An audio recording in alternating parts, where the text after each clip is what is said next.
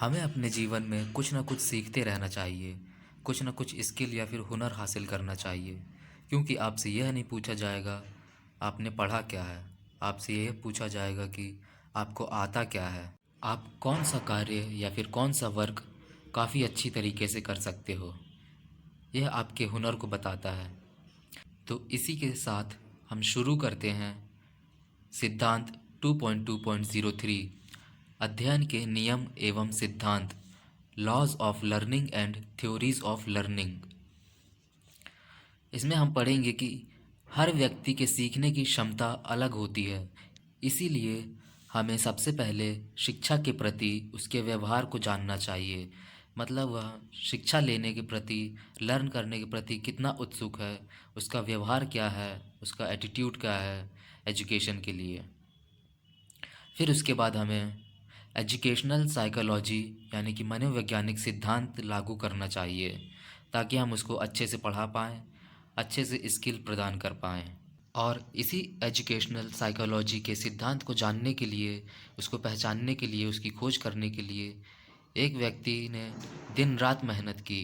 उन्होंने लोगों को व्यवहार को समझा, जानवरों के व्यवहार को जाना, समझा कि लोग और जानवर किस तरह से सीखते हैं, उनको किस तरीके से स्किल हासिल कराना चाहिए, उनके सीखने की प्रक्रिया क्या है, उनके मन का व्यवहार कैसा रहता है, उनका आचरण और एटीट्यूड कैसा है।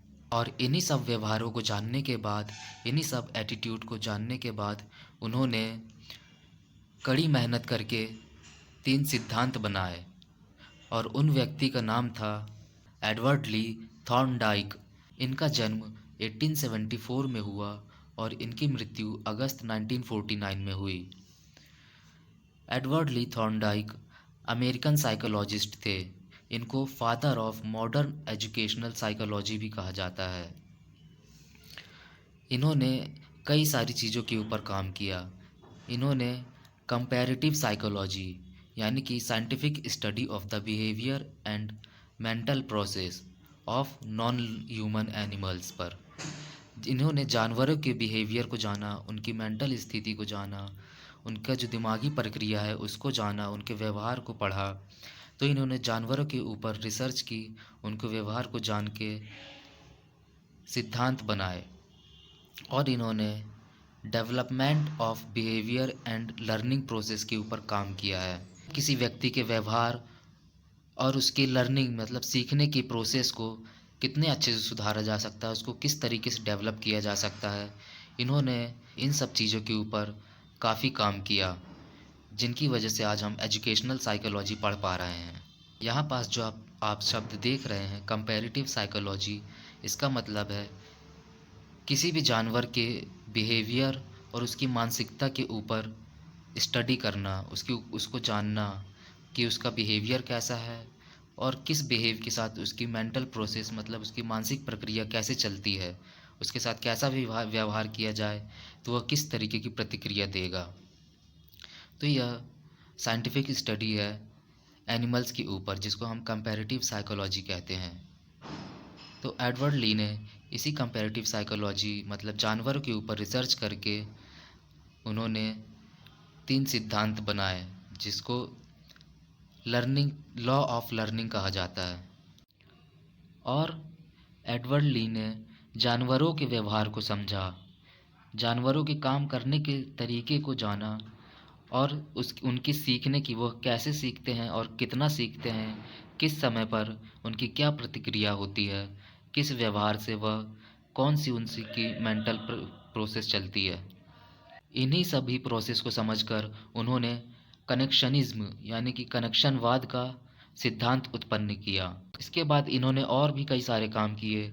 यह एजुकेशनल साइकोलॉजी के लिए वैज्ञानिक आधार मतलब साइंटिफिक फाउंडेशन बनाकर इन्होंने मदद की है। इन्होंने एजुकेशनल साइकोलॉजी को सबसे पहले जाना, एजुकेशनल साइकोलॉजी के बारे में इन्होंने सबसे पहले बताया और इसको वैज्ञानिक आधार यानी कि scientific foundation of educational psychology कहा जाता है, जिन्होंने इस फाउंडेशन को बनाने में मदद की है। तो आपके एग्ज़ाम में यह भी एक क्वेश्चन आ सकता है कि साइंटिफिक फाउंडेशन बनाकर किसने एजुकेशनल साइकोलॉजी की मदद की है। साइंटिफिक फाउंडेशन किसने बनाया है एजुकेशनल साइकोलॉजी के लिए? वो है एडवर्ड ली थॉर्नडाइक।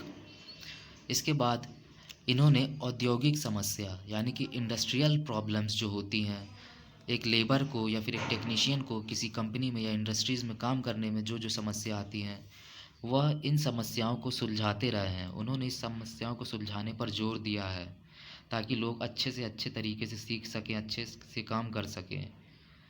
जैसे कर्मचारी परीक्षा यानी कि एम्प्लॉयज़ एग्ज़ाम और परीक्षण यानी कि टेस्ट।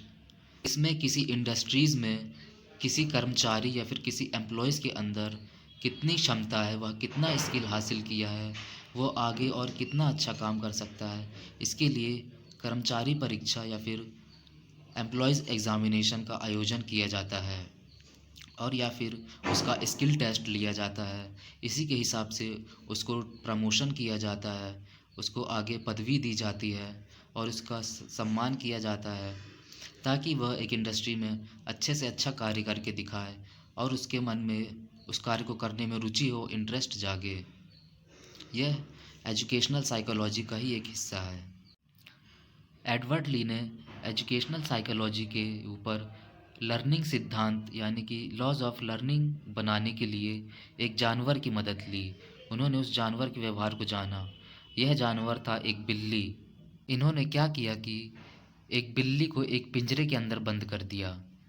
वह पिंजरा भी कोई ऐसा वैसा पिंजरा नहीं था। उस पिंजरे के अंदर एक मैकेनिज़्म लगा हुआ था जिस पर बिल्ली का पैर पड़ते ही उसका दरवाज़ा खुल जाता था। फिर पैर हटते ही अपने आप दरवाज़ा बंद हो जाता था।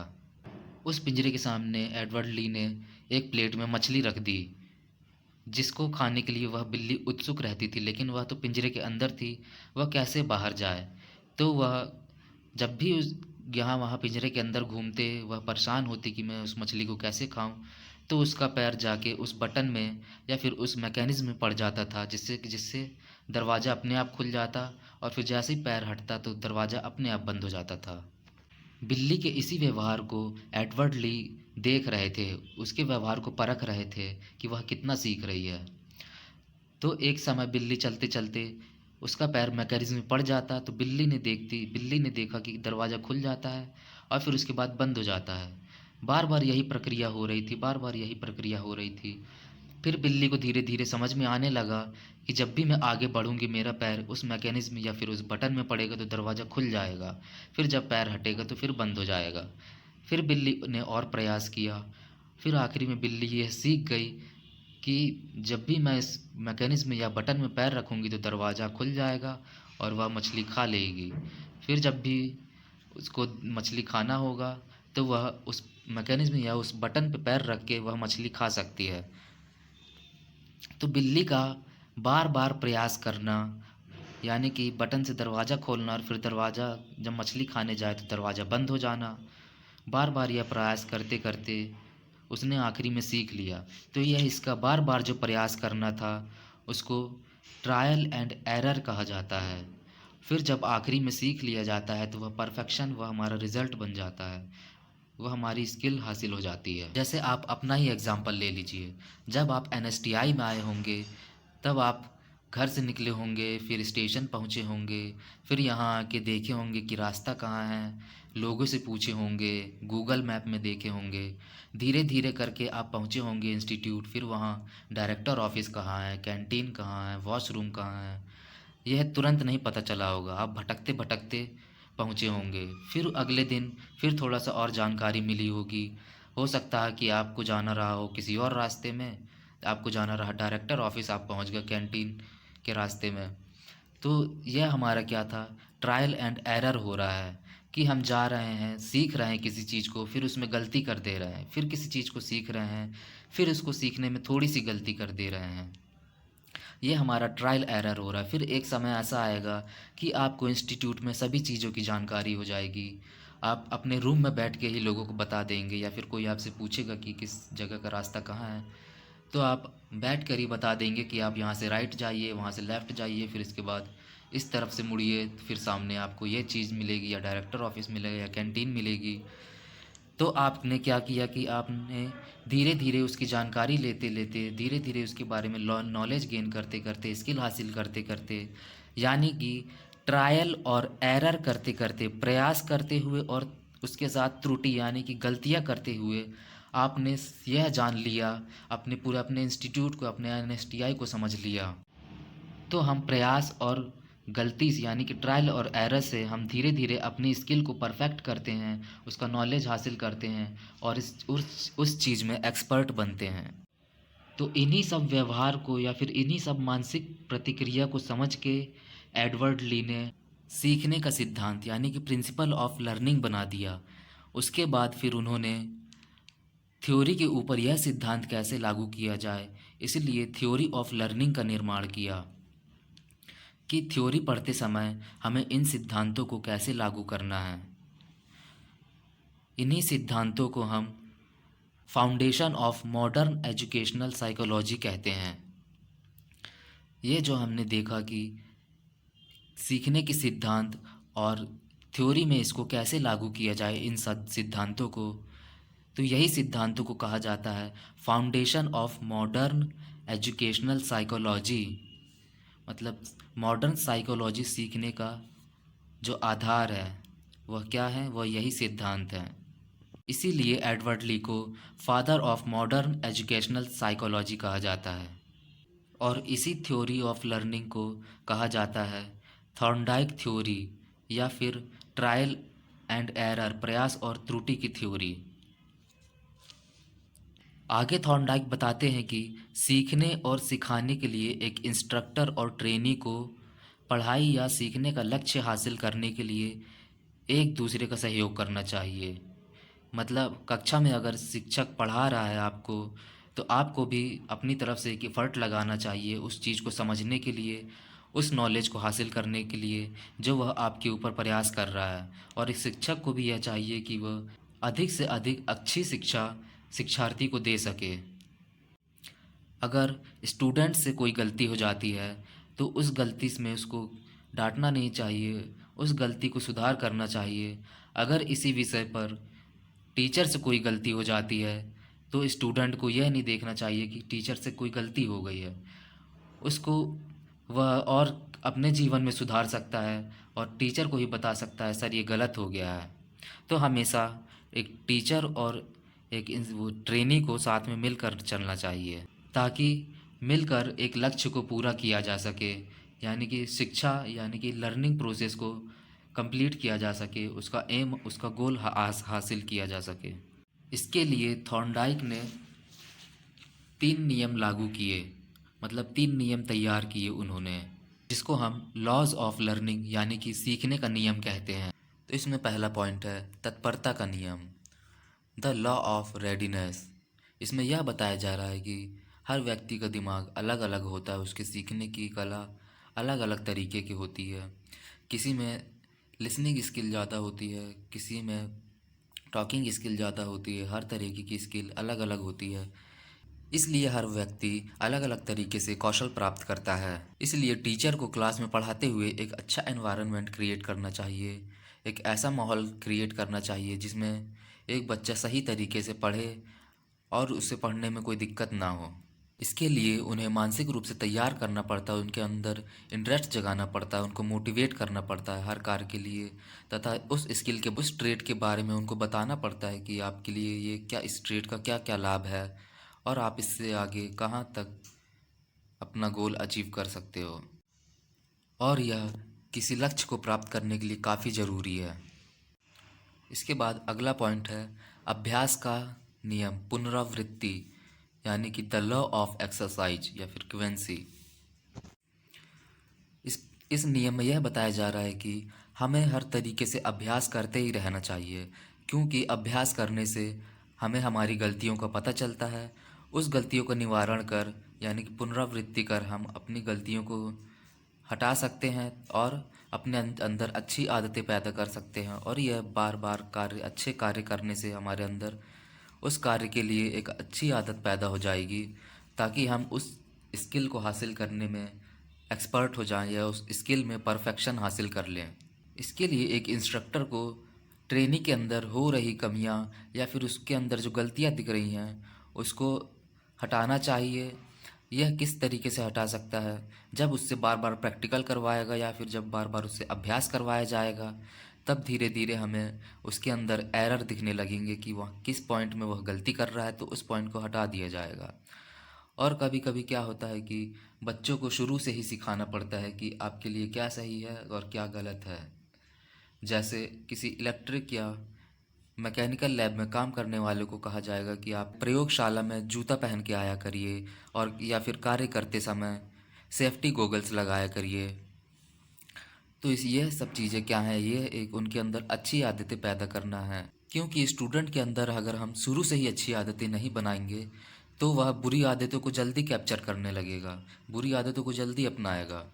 जैसे आपने कह दिया क्लास में या फिर प्रैक्टिकल लैब में सेफ्टी शूज़ पहन के आइए, तो वह नहीं पहन के आएगा। यह अगर डेली करता रहेगा, अगर डेली वो जूता पहन के नहीं आएगा और हम उसको टोकेंगे नहीं, तो वह उसकी आदत बन जाएगा, जो कि उसके लिए काफ़ी खतरा साबित हो सकता है। और इसीलिए हमें अभ्यास करवाते रहना चाहिए, यानी कि प्रैक्टिकल करवाते रहना चाहिए, और उस प्रैक्टिकल में हो रही एरर यानी कि फ़ॉल्ट को पकड़ के उसको दूर करना चाहिए, और उनके अंदर अच्छे स्किल और अच्छी आदतें पैदा करना चाहिए। यह नियम जो हमने पहले पढ़ा था, ट्रायल एंड एरर, यह सिद्धांत ट्रायल एंड एरर पर बेस्ड है। नेक्स्ट लॉ है प्रभाव का नियम, यानी कि the law of effect. The law of effect में क्या होता है कि हमें किसी कार्य को करते समय उसका हमारे ऊपर क्या इफ़ेक्ट, क्या प्रभाव पड़ रहा है, उसके बारे में हम जानते हैं। इसको संतुष्टि और संतोष, या फिर सुख और दर्द यानी कि पीड़ा, सुख और दुख के नियम के रूप में भी जाना जाता है। इसमें हमें जिस कार्य को करने में खुशी मिलती है या सुख मिलता है या सेटिस्फेक्शन मिलता है, उस कार्य को हम काफ़ी अच्छे से करते हैं, काफ़ी अच्छे तरीके से हमारा उसमें मन लगता है। लेकिन जिस कार्य को हम नहीं चाहते, जिस कार्य से हमें डर लगता है, या फिर जिस कार्य को करने से हमें दिक्कतों का सामना करना पड़ता है, या फिर जो कार्य हमारे लिए नया है या कठिन है, वह हम जल्दी नहीं सीख पाते हैं। बचपन में सभी ने इलेक्ट्रिक शॉक यानी कि बिजली का झटका तो ज़रूर खाया होगा। तो किसी किसी के साथ ऐसा होता है कि उसके अंदर एक डर बैठ जाता है, उसके अंदर एक इफ़ेक्ट यानी कि एक प्रभाव बैठ जाता है कि बिजली का झटका लगेगा, जो हमारे लिए बिजली है जो वो हमारे लिए काफ़ी हार्मफुल है। लेकिन बिजली के काफ़ी सारे उपयोग भी है जो आजकल हम देख रहे हैं। इसके लिए हमें स्किल तो हासिल करनी ही पड़ेगी। तो यह हमारे लिए एक इफ़ेक्ट हो गया कि किसी को बिजली का झटका लगा और वो इससे डरने लगा और वह उस काम को नहीं करना चाहता। कुछ लोग तो इसीलिए बिजली यानी कि इलेक्ट्रीशियन ट्रेड नहीं चुनते, या फिर इलेक्ट्रॉनिक्स ट्रेड इसलिए नहीं चुनते क्योंकि वह बिजली का झटका खाए हुए रहते हैं, उनके अंदर डर बैठा रहता है। तो एक शिक्षक को इसी डर को निकालना पड़ता है, यही सिद्धांत लागू करना पड़ता है कि उसके डर अंदर के बैठे डर को कैसे निकाला जाए, उसके अंदर इंटरेस्ट कैसे पैदा किया जाए, उसको और कितना मोटिवेट कर दिया जाए ताकि वह उस स्किल को हासिल करने में डरे ना, या फिर उसके अंदर एक अच्छा प्रभाव पड़े। इसको द लॉ ऑफ इफ़ेक्ट कहा जाता है। थॉर्नडाइक के इस 3 नियम देने के बाद एजुकेशनल साइकोलॉजिस्ट यानी कुछ और एजुकेशनल साइकोलॉजिस्ट जो थे बाद में हुए, या फिर शैक्षव मनोवैज्ञानिक या फिर पैडागोजीज, शिक्षकविदों ने नए नियम निकाले जिसे हम आगे पढ़ते हैं। उद्देश्य का नियम द लॉ ऑफ पर्पस, इसमें यह बताया जा रहा है कि हम केवल उन्हीं चीज़ों को नहीं सीखते जो हमारे लिए नई है, जो हमारे लिए बहुत उपयोगी है। हम साथ ही साथ ये भी सीखते हैं हमारा तत्काल मतलब तुरंत टेक्नोलॉजी में अभी क्या नया चल रहा है, किस चीज़ की ज़्यादा ज़रूरत है हमारे लिए फ्यूचर में, वह टेक्नोलॉजी या फिर वह स्किल कितनी काम आने वाली है, हम इन सभी चीज़ों को भी सीखते हैं। जैसे एग्जांपल के तौर पे देखें, पहले जो मोबाइल चला करते थे कीपैड वाले चला करते थे, अब जो आ गए स्मार्टफ़ोन आ गए, एंड्रॉयड फ़ोन आ गए हैं। जो पहले कीपैड फ़ोन यूज़ किया करते थे, अब उनके लिए क्या ज़रूरी हो गया कि वह स्मार्टफ़ोन के बारे में जानें, क्योंकि आजकल दुनिया इंटरनेट से जुड़ रही है, डिजिटलकरण हो रहा है, मतलब डिजिटल इंडिया हो चुका है अब। तो इसके लिए क्या ज़रूरी है कि हम नई टेक्नोलॉजी जो आई है वह हमारे लिए अब सीखना काफ़ी ज़रूरी हो गया है। अगर हम उस एंड्रॉयड फ़ोन के बारे में नहीं जानेंगे तो हम टेक्नोलॉजी से पीछे हट जाएंगे। इसीलिए हमारे लिए यहाँ पर्पस क्या हो गया कि तुरंत में जो कोई टेक्नोलॉजी आई है उसको सीखना। या फिर आपने देखा होगा शादी पार्टियों में पहले कैमरामैन कंधे में लेकर बड़ा सा कैमरा लेके आगे पीछे दौड़ा करते थे। जहाँ जहाँ दूल्हा जा रहा है या जहाँ जहाँ दुल्हन जा रही है, जहाँ खाना लगा है, वो हर जगह उसको तार घुमा के अपना कैमरा घुमा के कंधे पे रख के दौड़ना पड़ता था। लेकिन कैमरामैन को एक फ़ायदा रहता था, वो अपना कैमरा लेके कहीं भी जा सकता था, चाहे दूल्हे वाले के पास चले जाए, चाहे दुल्हन वाले के यहाँ चले जाए।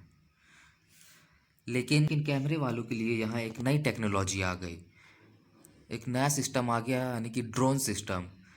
अब उनके लिए तत्काल में क्या सीखना ज़रूरी हो गया, उनका अब कंधा में लेके दौड़ना ज़रूरी नहीं हो गया। अब टेक्नोलॉजी आ गई ड्रोन की, अब ड्रोन के माध्यम से पूरी वीडियो शूटिंग कर सकते थे क्या, अब कर सक रहे हैं।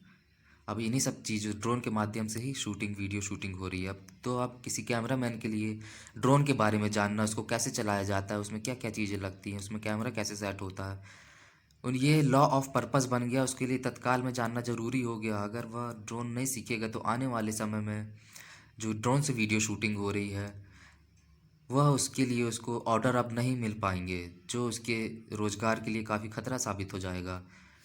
इसीलिए तत्काल में सीखने का नियम यही होता है कि द लॉ ऑफ पर्पस की टेक्नोलॉजी के साथ हमको चलना है। जो स्किल नई आई है उस स्किल के बारे में नई जानकारी लेना तथा उसको फ्यूचर अपने जीवन में उतारना, यह उद्देश्य का नियम है, यह हमारा उद्देश्य होना चाहिए। इसके बाद नेक्स्ट लॉ है, फिफ्थ लॉ, साहचर्य का नियम, द लॉ ऑफ एसोसिएशन।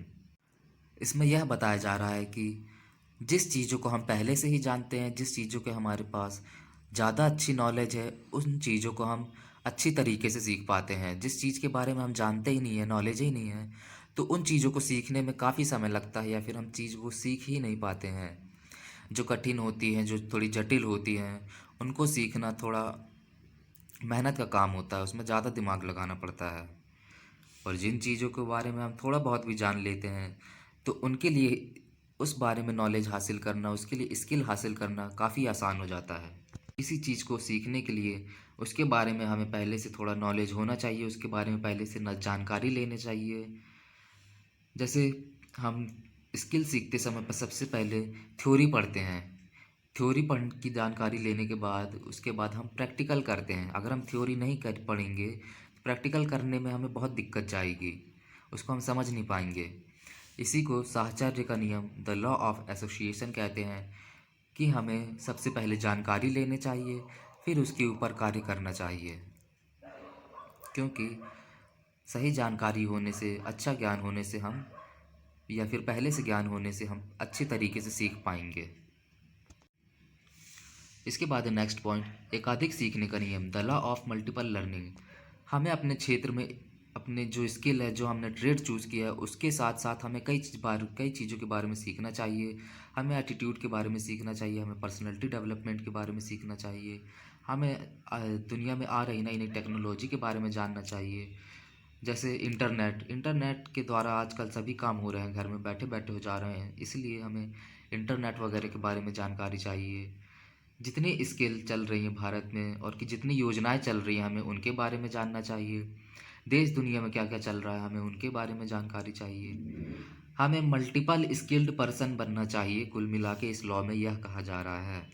जैसे कक्षा में कोई शिक्षक है या फिर इंस्ट्रक्टर है, वह अपने ट्रेनी को क्या बताएगा, कौन कौन से लर्निंग प्रोसेस सिखाएगा, तो वह सिखाएगा कि उसके स्किल के साथ, जैसे इलेक्ट्रीशियन, फिटर, इलेक्ट्रॉनिक मैकेनिक हो गए, कोई सा भी ट्रेड हो गया, उनको साथ में क्या सिखाएगा, वो उनको सेफ्टी की पढ़ाई करवाएगा, उपकरणों को कैसे सुरक्षित रखना है उसके बारे में बताएगा, हमें कैसे चलना है, कैसे बैठना है, किस चीज़ का या फिर किस टूल का कैसे उपयोग करना है, इनके बारे में बताएगा। अन्य सभी गुणों या और उपलब्धियों के बारे में बताएगा। यह आ जाएगा the law of multiple learning में। इसके बाद नेक्स्ट है परिपक्वता का नियम, द लॉ ऑफ मेच्योरिटी। यहाँ मेच्योरिटी से मतलब है परफेक्शन। किसी स्किल, किसी हुनर में आप कितना परफेक्ट हो गए हो, या किसी चीज़ को सीखने के लिए उस आपके अंदर कितनी परफेक्शन आ चुकी है सीखते हुए, यह द लॉ ऑफ मेच्योरिटी के अंतर्गत आता है। एक इंस्ट्रक्टर जब अपने ट्रेनी से प्रैक्टिकल करवाता है या प्रैक्टिस करवाता है, उससे बार बार अभ्यास करवाता है, तो वह उसके ज़रिए यह देखता है कि आप उस चीज़ में कितने परिपक्व, कितने मैच्योर होते जा रहे हो। उस स्किल को, उस क्षेत्र में आप कितने मैच्योर हो गए हो, आपके अंदर उसको सीख कितने की कला कितने परसेंटेज तक बढ़ चुकी है, आपने कितना परसेंट स्किल हासिल कर लिया है। यानी कि किसी स्किल में किसी व्यक्ति का परिपक्व हो जाना, मैच्योर हो जाना, यह द लॉ ऑफ मैच्योरिटी के अंतर्गत आता है। अगला नियम है नवीनता का नियम, द लॉ ऑफ रिसेंसी। इसमें यह बताया जा रहा है कि हमें जब कोई पढ़ाई करते हैं या फिर जब कोई स्किल हासिल करते हैं, उसमें हमें नए नए नियम लागू करना चाहिए ताकि हम उसको अच्छे से याद रख पाएँ। क्योंकि क्या होता है कि कभी कभी हम अपने जीवन में कई सारी चीज़ों को पढ़ते हैं, कई सारा ज्ञान हासिल करने की कोशिश करते हैं, लेकिन उन सभी चीज़ों को याद रख पाना, उनके बारे में पूरा नॉलेज हासिल कर पाना, उनके लिए परफेक्ट हासिल कर पाना, यह काफ़ी मुश्किल हो जाता है। इसलिए हम जिस क्षेत्र में आगे बढ़ना चाहते हैं, जिस स्किल को हासिल करना चाहते हैं, उस स्किल में नए नए नियम यानी कि लॉ ऑफ रिसेंसी लागू करना चाहिए। जैसे हमें जैसे हमारा एग्ज़ाम अगर आए तो हमें उसके लिए एक टाइम टेबल निर्धारित करना चाहिए, पढ़ाई के लिए एक निर्धारित समय तय करके उसमें पढ़ना चाहिए, हमें रिवीज़न करना चाहिए, एग्ज़ाम के 1-2 दिन पहले रिवीज़न करना चाहिए या फिर एग्ज़ाम के आधे घंटे पहले नहीं पढ़ना चाहिए। हमें क्या करना है और क्या नहीं करना है, क्या नई चीज़ों को लागू करें कि हम उस चीज़ को याद कर पाएँ, स्किल हासिल कर पाएँ और अपने लक्ष्य को निर्धारित कर पाएँ, उसको निर्धारित करके अब हम उस एम को हासिल कर पाएँ। तो यह नवीनता का नियम कहलाता है, यानी कि नए नए नियम को लागू करके या फिर नई नई चीज़ों को अपना कर हम उसके बारे में नया नॉलेज प्राप्त करें और स्किल हासिल करें। इसके बाद नेक्स्ट पॉइंट है आत्मसात करने का नियम, द लॉ ऑफ एसिमिलेशन। इसमें यह बताया जा रहा है कि केवल वही चीज़ सीखना जो आत्मसात किया जाता है, जिसको अपनाया जाता है, उसे अच्छी तरह बरकरार रखा जाता है। मतलब जो स्किल हम सीख रहे हैं, जिसमें हमारी रुचि है, जो हम स्किल हासिल करना चाहते हैं या नॉलेज हासिल करना चाहते हैं, हम उसको अच्छी तरह बरकरार रख सकते हैं और उसे अच्छी तरह प्रस्तुत भी कर सकते हैं। यानी कि सभी शिक्षण यानी कि सभी चीज़ों को जो हम पढ़ रहे हैं उनको आत्मसात नहीं किया जा सकता, लेकिन जो आत्मसात किया गया हो, जिसको अपने अंदर नॉलेज ले ली गई हो, हमें उसको बरकरार रखना पड़ता है। जो स्किल हमने अपने अंदर हासिल कर ली है या जिस चीज़ को हमने आत्मसात कर लिया है, उस चीज़ को हमें बरकरार रखना चाहिए और जो हमने सीखा है उसका उसको अच्छी तरीके से प्रस्तुत यानी कि उसका प्रेजेंटेशन आना चाहिए हमें। यही सब चीज़ें द लॉ ऑफ एसिमिलेशन कहलाती हैं। यह हमारे सीखने का ही हिस्सा बन जाती हैं। इसके बाद अगला जो नियम है वह है सक्रिय भागीदारी का नियम, the law of active participation. इसमें यह बताया जा रहा है कि किसी कार्य को करते हुए या फिर किसी स्किल को हासिल करते हुए या फिर अभ्यास या फिर प्रैक्टिस करते समय हमें मेंटली प्रेजेंस होना चाहिए। यानी कि फिज़िकली तो हम रहते ही रहते हैं, हमें मेंटली रूप से भी उस कार्य को करते हुए प्रेजेंट रहना चाहिए। यानी कि हमने जो अपनी 5 इंद्रियां पढ़ी थी उनका पूर्ण रूप से सदुपयोग करना चाहिए। हमें अपने आँख, कान और दिमाग सब खोल के एक कक्षा में बैठना चाहिए। नहीं तो अगर क्या होगा, जो चीज़ हम सीखना चाहते हैं वह स्किल हासिल नहीं कर पाएंगे। एग्ज़ाम्पल अगर देख लें कि कोई बच्चा अगर क्लास में या फिर किसी प्रैक्टिकल लैब में कोई प्रैक्टिकल कर रहा है और उसका दिमाग कहीं और है, किसी और के बारे में सोच रहा है कि वो क्या कर रही होगी, वो क्या कर रहा है या फिर क्या कर रहा होगा, तो यह प्रेजेंस ऑफ माइंड नहीं कहलाएगा। उस जगह पे वो कुछ सीख नहीं पाएगा। या फिर क्लास में बैठे या फिर प्रैक्टिकल में कोई बैठे बैठे किसी से फ़ोन में बात कर रहा है या व्हाट्सअप चला रहा है या फेसबुक चला रहा है या फिर गूगल ही चला रहा है, यूट्यूब चला रहा है, तो वह उस समय वो इस स्किल को हासिल नहीं कर पाएगा। वो सक्रिय रूप से भागीदारी नहीं है, वह उस जगह पे रह कर भी एक्टिव नहीं है। इसलिए हमें एक्टिव पार्टिसिपेशन चाहिए, सक्रिय भागीदारी होनी चाहिए। हम पूर्ण रूप से प्रेजेंटली प्रेजेंस ऑफ माइंड हमारा अच्छी तरीके से होना चाहिए। हम स्वस्थ भी होना चाहिए, शारीरिक रूप से भी हमारे अंदर क्षमता होनी चाहिए। इसी को कहा जाता है the law of active participation. Next theory है क्लासिकल कंडीशनिंग थ्योरी। कंडीशनिंग मतलब होता है किसी चीज़ को अडेप्ट करना, किसी चीज़ को किसी की तरह किसी प्रकार से उसको अनुकूल बनाना या ट्रेनिंग देना। या किसी शर्त के अनुसार काम करना कि आप यह काम करोगे तो आपको यह चीज़ मिलेगी, तो यह कंडीशनिंग कहलाती है। इसमें इवान पेट्रोविच पावलोव, जिनका जन्म 26 सितंबर 1849 को हुआ और उनकी डेथ 27 फरवरी 1936 को हुई, यह एक रशियन फिजियोलॉजिस्ट थे, यानी कि शरीर क्रिया वैज्ञानिक। इनको 1904 में नोबेल प्राइज़ से नवाजा गया। इनको जिस क्षेत्र में नोबेल प्राइज़ नवाजा गया था या फिर दिया गया था, वो था फिजियोलॉजिस्ट और मेडिसिन का क्षेत्र। इन्होंने डॉक्टरेट की पढ़ाई होने के बाद वह जर्मनी में लिप्जिंग गए। वहाँ 5 साल तक शरीर विज्ञान में काम किया।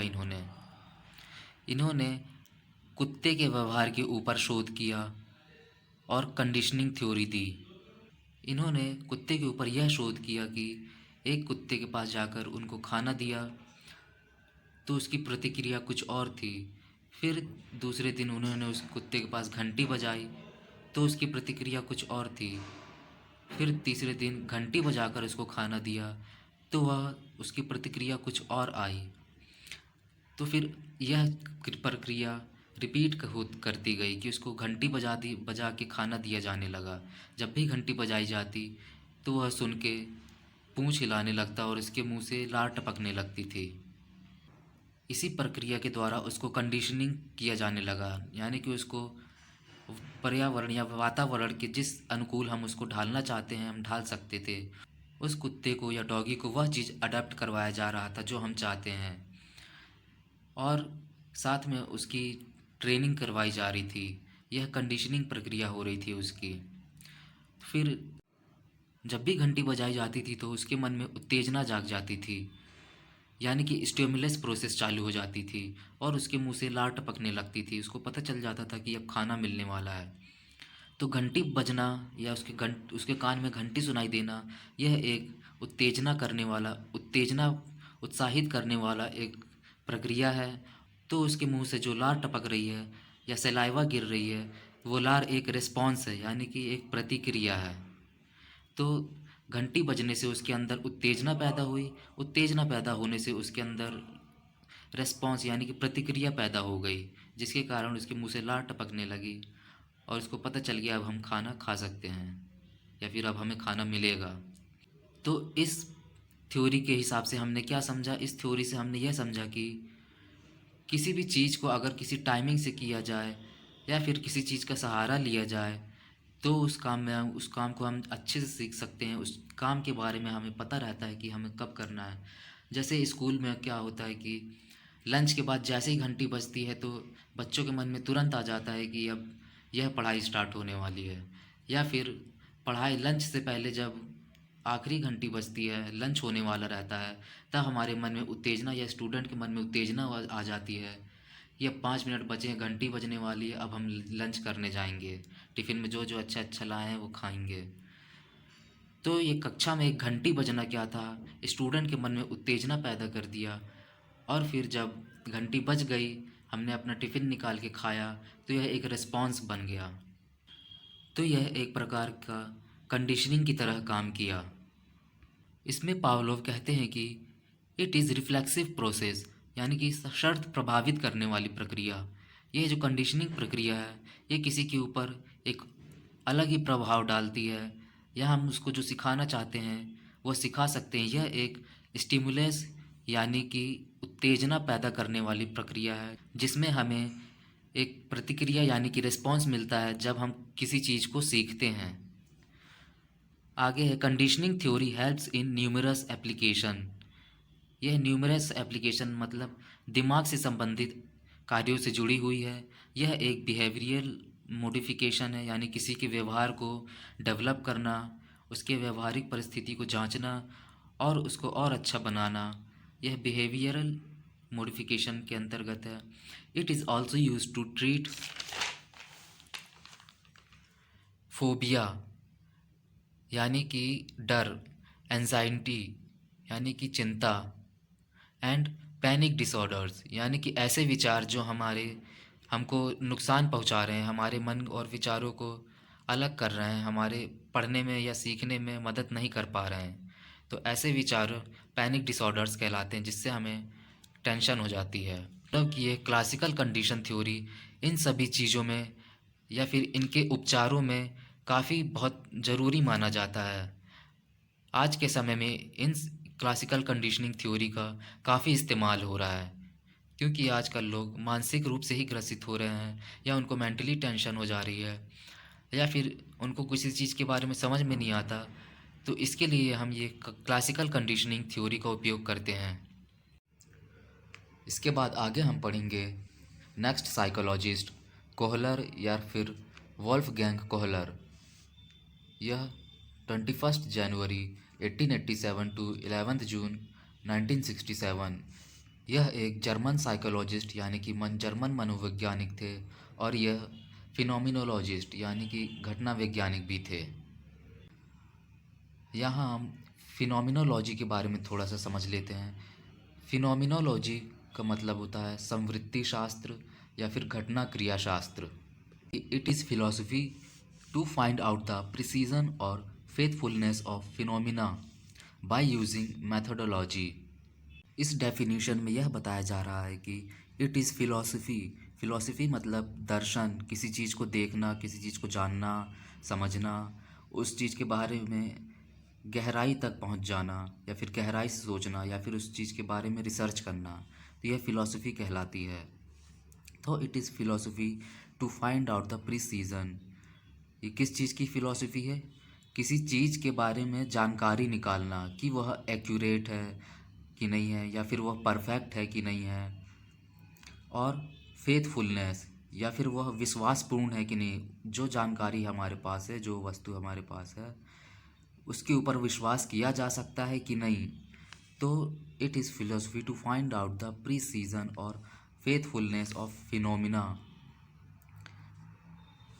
फिनोमिना मतलब होता है कोई घटना या फिर उस घटना का एक्सपीरियंस या किसी चीज़ या किसी वस्तु के बारे में पूर्ण रूप से जानकारी होना, ये फिनोमिना कहलाता है। बाय यूजिंग मैथडोलॉजी मतलब कार्य प्रणाली के द्वारा, मतलब उसके ऊपर कोई रूल रेगुलेशन या किसी सिद्धांत की मदद के द्वारा उसको हासिल किया जाना, तो यह फिनोमिनोलॉजी कहलाता है।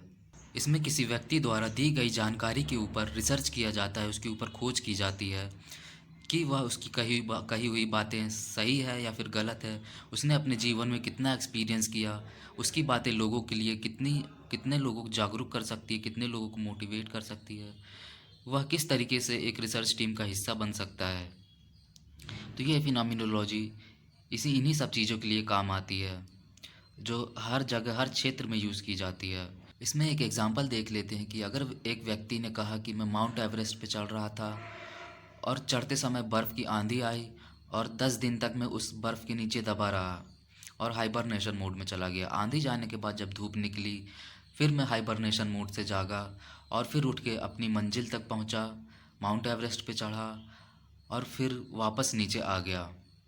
इसकी कही हुई बातों को फिनोमिनोलॉजिस्ट उसके ऊपर विचार करेंगे, उसके ऊपर रिसर्च करेंगे, उसके एक्सपीरियंस के बारे में जानेंगे, उसके साथ क्या घटना हुई उसके बारे में जानकारी लेंगे।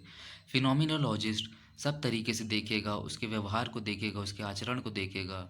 फिनोमिनोलॉजी में यूज़ होने वाली सभी सिद्धांतों का उपयोग करके वह उसके विचारधारा को जानेगा, क्योंकि यह सब चीज़ें आगे की जानकारी के लिए बाकी लोगों के लिए बहुत काम आएगी। क्योंकि उसने कहा था कि मैं बर्फ़ के नीचे दबा और हाइबरनेशन मोड में चला गया।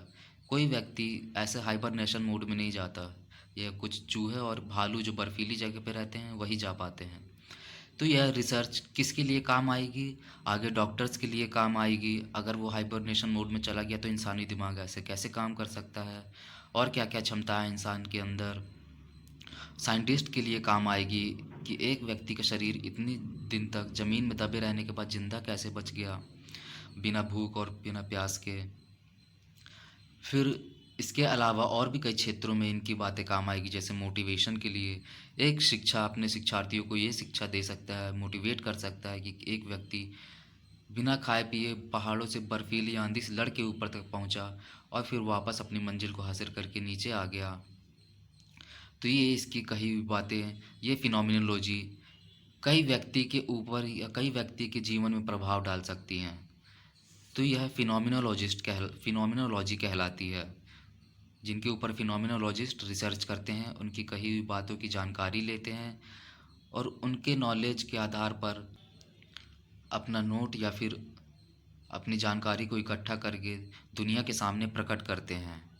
इसके बाद नेक्स्ट है वोल्फगैंग कोहलर ने अपने फेलो कर्ट कोफ़ा, जिन्होंने चाइल्ड साइकोलॉजी जैसे शब्दों को दुनिया के सामने पेश किया, और मैक्स वर्दाइमर के साथ मिलकर गेस्टाल्ट गेस्टाल्ट मतलब होता है पूर्ण रूप से, समष्टि, किसी के बारे में एंटायरली मतलब होल तरीके से जानना, पूर्ण रूप से जानकारी लेना, गेस्टाल्ट कहलाता है।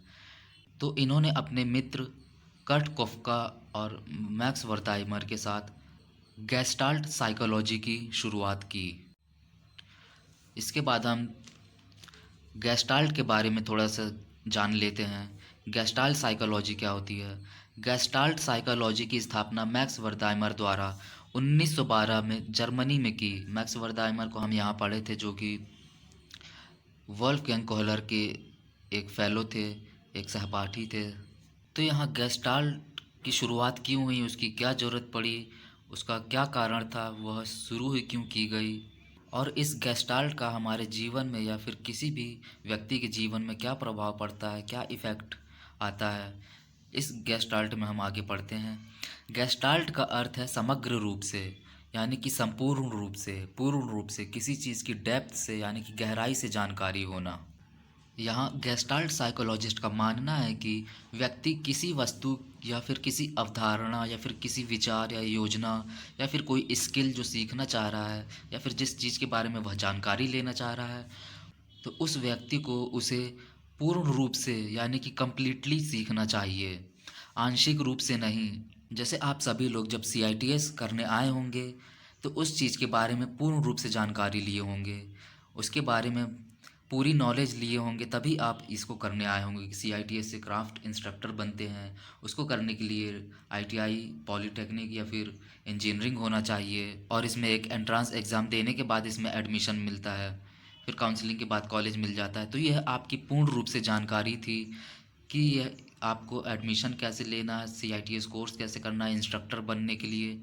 जो जानकारी आपको चाहिए थी आपने पूर्ण रूप से ली। अगर आपको इसकी अधूरी जानकारी होती या फिर अधूरी जानकारी होगी तो फिर आपको इस CITS कोर्स करने में मज़ा नहीं आएगा, पढ़ने में मज़ा नहीं आएगा। आपको लगेगा यार दूसरा कॉलेज लेना चाहिए था, ये अच्छा नहीं है, या फिर दूसरा कोर्स करना चाहिए था, इसमें तो नौकरी ही नहीं मिल रही। तो ये सब चीज़ें मन में विचार आने लगते हैं। तो इसलिए हमें हर चीज़ की पूर्ण रूप से जानकारी होनी चाहिए, ना कि टुकड़ों में। इसके बाद दूसरे उदाहरण से समझते हैं कि जैसे अगर किसी को या फिर आप लोगों को कंप्यूटर में काम करने के लिए कहा गया, किसी सॉफ्टवेयर के बारे में या फिर किसी प्रोजेक्ट बनाने को दे दिया गया। आपको तो कंप्यूटर चालू करना आ गया, आपने उसमें अपनी फ़ाइल भी सेव कर ली, सब कुछ करना आ गया, लेकिन जब वो हैंग हो गया, फिर जब उसको बंद करने की बारी आई तो आपको वो बंद करना आ ही नहीं रहा है कि उसकी कौन सी बटन किस बटन में जाए या फिर कौन सी प्रोसेस आगे स्टेप फॉलो करें जिससे आपका कंप्यूटर सही हो जाए या फिर आप उस कंप्यूटर को बंद कर सकें। ऐसे में जिसके पास अधूरी जानकारी होती है या फिर जो छोटे छोटे टुकड़ों टुकड़ों में जानकारी लिया रहता है, उसकी जानकारी बीच में वो स्टेप छूट जाता है, वो जानकारी छूट जाती है। इसलिए ऐसे लोग क्या करते हैं कि डायरेक्टली कंप्यूटर के बटन को बंद कर देंगे, फिर उसके बाद चालू करेंगे, बोलेंगे चालू तो हो ही जाएगा, बंद तो हो ही गया, अब तो चालू हो ही जाना है। तो ऐसा नहीं होता, किसी भी चीज़ की पूर्ण रूप से जानकारी होनी चाहिए। अगर उसको आपकी कंप्यूटर को पूर्ण रूप से जानकारी होगी तो आप सुरक्षित उसको चालू कर पाएंगे, उसमें अपना कार्य करने के बाद सुरक्षित उसको बंद रख करके उसको सेव कर सकते हैं। आपने बचपन में एक कहावत ज़रूर पढ़ी होगी या फिर ज़रूर सुनी होगी, अध गगरी जल छलकत जात। जिस प्रकार घड़े या फिर मटके में आधा जल भर दिया जाए और उसको लेके चला जाए तो वो छलकता रहता है, उसमें छल छल आवाज़ आती रहती है या फिर छलक के इधर उधर गिरता रहता है। इसी प्रकार व्यक्ति के जीवन में भी होता है। अगर उसको संपूर्ण ज्ञान नहीं होगा, पूर्ण रूप से ज्ञान नहीं होगा, तो उसका अधूरा ज्ञान छलकता रहेगा, मतलब वो दूसरों को भी ज्ञान देगा तो अधूरे ज्ञान ज्ञान देगा और उसमें से कुछ एक्स्ट्रा अपने ही से जोड़ देगा। तो ऐसा नहीं होना चाहिए।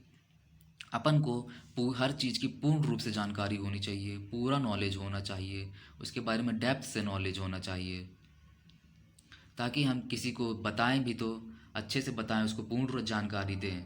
वैसे भी जिसके पास पूरी जानकारी होती है वह हमेशा चुप ही रहते हैं। उसके ज्ञान के बारे में वो खुद नहीं बोलता, दुनिया उसकी तारीफ़ करती है।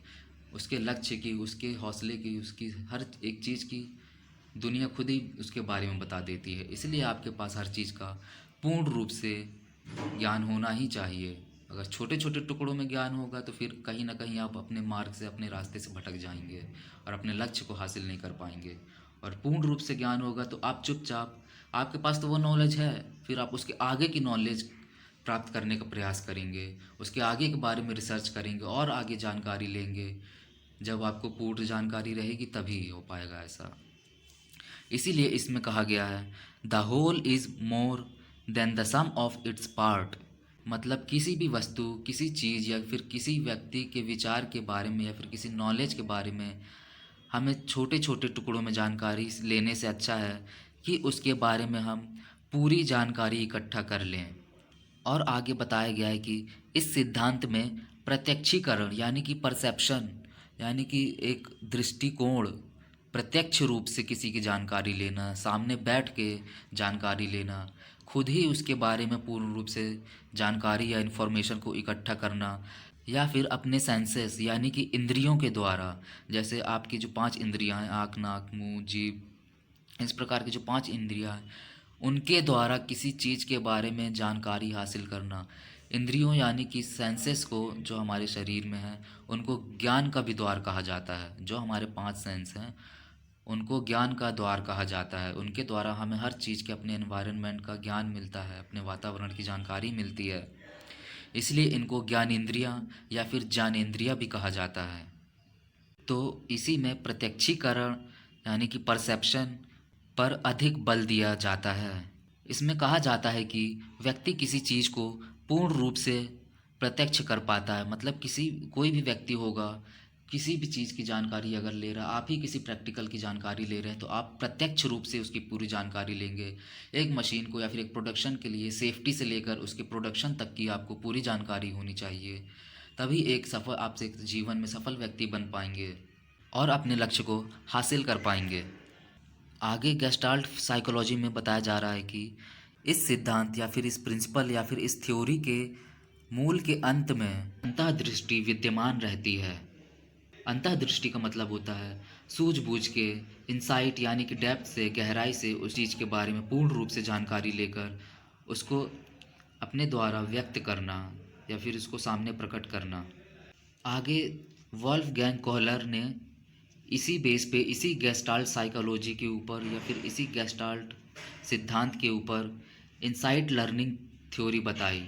तो इन्होंने इंसाइट लर्निंग थ्योरी का चिंपांजी के ऊपर एक्सपेरिमेंट किया और बताया शिक्षार्थी या फिर जो लर्नर या फिर जो ट्रेनी होता है वह परिस्थिति के अनुसार कार्य करता है और सफलता प्राप्त करता है, और अगली बार इस प्रकार की स्थिति में वो अपने पूर्व अनुभव के कारण अपनी समस्याओं को पूर्ण कर लेता है।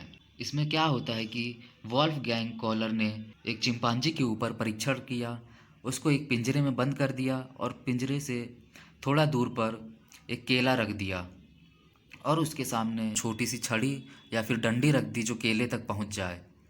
कि बंदर ने या फिर चिंपांजी ने पहले क्या किया कि उस केले तक पहुंचने के लिए पहले अपने हाथ का प्रयोग किया।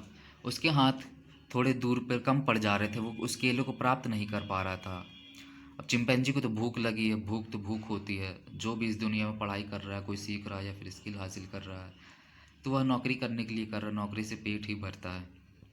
तो चिंपैंजी को भी भूख लगी थी, तो वह क्या, उसने जब परिस्थिति को भांपा कि मेरा हाथ तो पहुंच नहीं पा रहा है, मैं क्या करूं, तब उसने उस दिमाग लगाया, अपना अनुभव उसने जाना, उस परिस्थिति को समझा कि वो अपना पेट कैसे भर ले। उसकी भूख थोड़ी थोड़ी देर पे बढ़ी जा रही थी, बढ़ी जा रही थी, परेशान हो रहा था।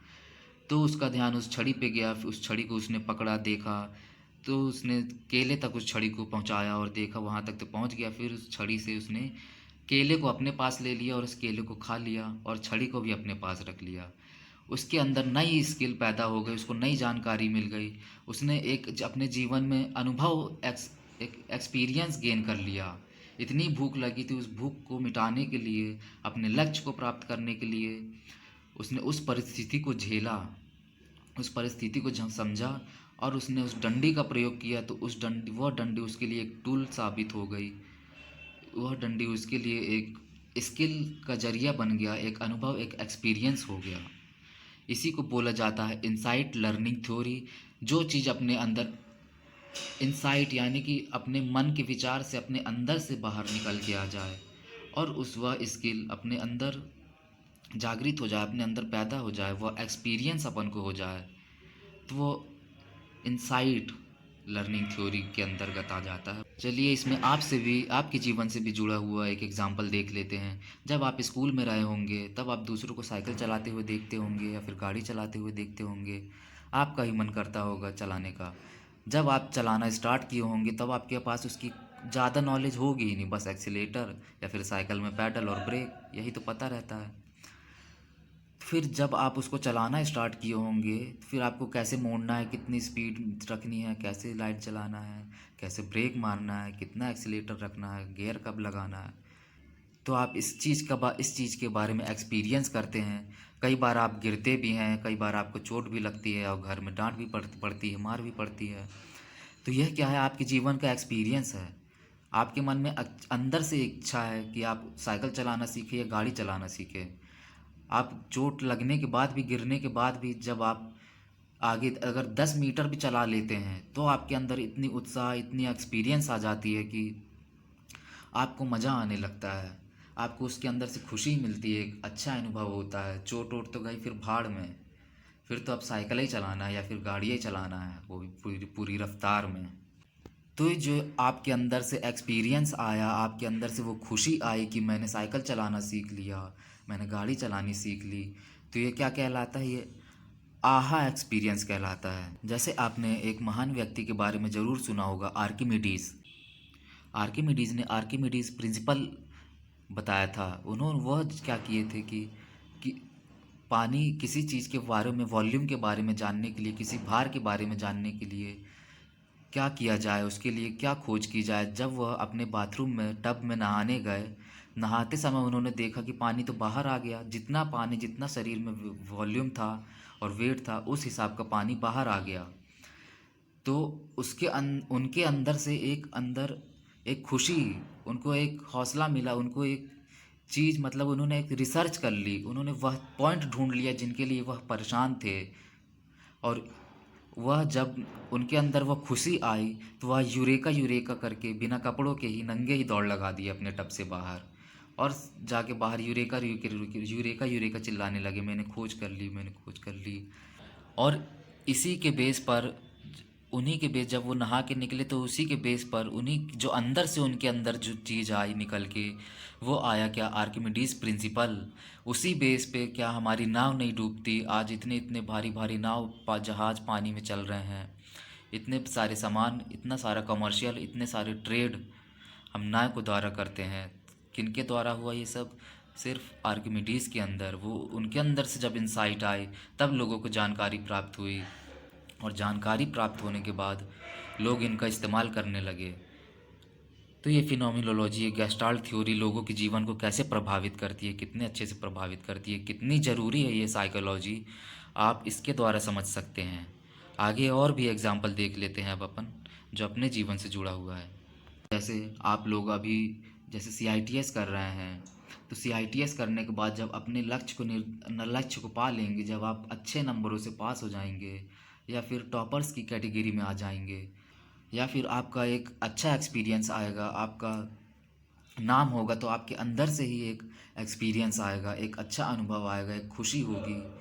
वह जानकारी की खुशी होगी, जो जानकारी और स्किल आपने आपने अपने अंदर हासिल की, तो वह खुशी को बोलेंगे आहा एक्सपीरियंस। तो इसके लिए आहा एक्सपीरियंस अगर आपको लाना है तो आपको CITS में बहुत ही अच्छी तरीके से प्रैक्टिस करना है, प्रैक्टिकल करना है, थ्योरी पढ़ना है और POT पढ़ना है, इंजीनियरिंग ड्राइंग, जो जो चीज़ आपके अंदर है। और साथ ही साथ आपका अपना खुद का एक पर्सनैलिटी डेवलपमेंट होनी चाहिए, दूसरों की तरह नहीं, खुद की एक पर्सनैलिटी डेवलप होनी चाहिए, जिसको देखकर लोग बोलें हाँ ये एक बंदा है या फिर ये एक बंदी है जिसने CITS में आज टॉप करके दिखाया। जो CITS के अच्छे लोगों में से फिर, या एक्सपीरियंस्ड या फिर स्किल्ड हुनर लोगों में, होनहार बच्चों में आते हैं। तो इसके लिए आपको तो कड़ी मेहनत करनी पड़ेगी और इसके लिए पढ़ना स्टार्ट कर दीजिए। इसमें आगे हम पढ़ेंगे सक्रिय अनुबंध का सिद्धांत, ऑपरेटिंग कंडीशनिंग थ्योरी। यहाँ पास ये जो वर्ड है कंडीशनिंग, इसका मतलब होता है किसी के अंदर स्किल पैदा करना, किसी के अंदर अच्छी भावना पैदा करना, उसको वह चीज़ सिखाना जो हम चाहते हैं। जैसा इवान पेट्रोविच पावलोव ने अपनी क्लासिकल कंडीशनिंग थ्योरी में बताया है, जिसमें वह एक डॉगी के ऊपर रिसर्च या उसके ऊपर एक्सपेरिमेंट करके वह बताते हैं कि एक कुत्ते के सामने घंटी बजाकर उसकी प्रतिक्रिया को कैसे और बढ़ाया, उसकी स्किल को कैसे और बढ़ाया जा सकता है। घंटी बजाकर और खाना देकर उसके अंदर की उत्तेजना और प्रतिक्रिया को पावलोव ने क्लासिकल कंडीशनिंग थ्योरी के रूप में बताया। लेकिन उन्होंने क्लासिकल कंडीशनिंग थ्योरी तो बता दिया, किसी के अंदर स्किल कैसा पैदा किया जाए, उसके अंदर एक अच्छी भावना कैसे पैदा किया जाए, उसको कैसे सिखाया जाए। लेकिन यहाँ उन्होंने यह नहीं बताया कि यह क्लासिकल कंडीशनिंग थ्योरी या कंडीशनिंग करते, किसी की कंडीशनिंग करते समय, उसके अंदर गुण पैदा करते समय, उसको स्किल सिखाते समय या फिर किसी भी चीज़ की जानकारी देते समय उसको कंट्रोल कैसे किया जाए, उसका संचालन कैसे किया जाए, उसको ऑपरेट करने के लिए हमें या फिर उसको सिखाने के लिए हमें कौन कौन सी चीज़ों की ज़रूरत पड़ेगी, कौन कौन से स्टेप को फॉलो करना पड़ेगा। तो यह इवान पेट्रो पावलोव ने अपनी क्लासिकल कंडीशनिंग थ्योरी में नहीं बताया। तो इसी चीज़ को समझते हुए बीएफ स्किनर ने अपनी ऑपरेटिंग कंडीशनिंग थ्योरी प्रोवाइड की। मतलब किसी की भी कंडीशनिंग या फिर उसको कुछ स्किल सिखाते समय या फिर किसी भी कार्य को समझाते हुए, सिखाते हुए हम ऐसी कौन कौन सी चीज़ें, ऐसे कौन कौन से सिद्धांत उसके ऊपर लागू कर सकते हैं जिसकी मदद से हम उसके ऊपर एक अच्छा कंट्रोल कर सकते हैं, उसके एटीट्यूड, उसके व्यवहार, उसके नेचर को बदल सकते हैं और इसके अंदर एक हुनर, एक स्किल पैदा कर सकते हैं। इसके बाद हम आगे बीएफ स्किनर के बारे में थोड़ी जानकारी ले लेते हैं। इनका जन्म मार्च 1904 में हुआ और इनकी डेथ अगस्त 1990 में हुई। यह एक अमेरिकन साइकोलॉजिस्ट थे, एक बिहेवियरिस्ट मतलब व्यवहारवादी भी थे, यह एक ऑथर भी थे, एक इन्वेंटर भी थे और एक फिलोसोफर भी थे। इन्होंने हार्वर्ड यूनिवर्सिटी में साइकोलॉजी के प्रोफेसर के रूप में काम किया और इनको फादर ऑफ ऑपरेंट कंडीशनिंग कहा जाता है, क्योंकि इन्होंने ही ऑपरेटिंग कंडीशनिंग थ्योरी की शुरुआत की। आगे है, his work is based on Thorndike law of effect and introduced a new term reinforcement. इसमें कहा जा रहा है कि इनका जो मेन काम था, इनका जो मेन फोकस था, जिसके ऊपर इन्होंने काम किया, जिस थ्योरी के ऊपर इन्होंने काम किया, वो थी थॉर्नडाइक की थ्योरी। यह थॉर्नडाइक के 3 लॉ में से एक law, the law of effect.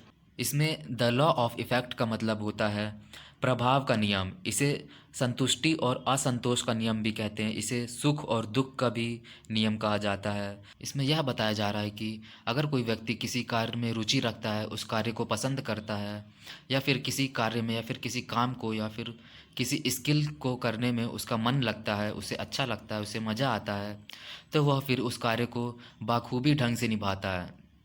वह उस कार्य को बहुत अच्छी तरीके से करता है।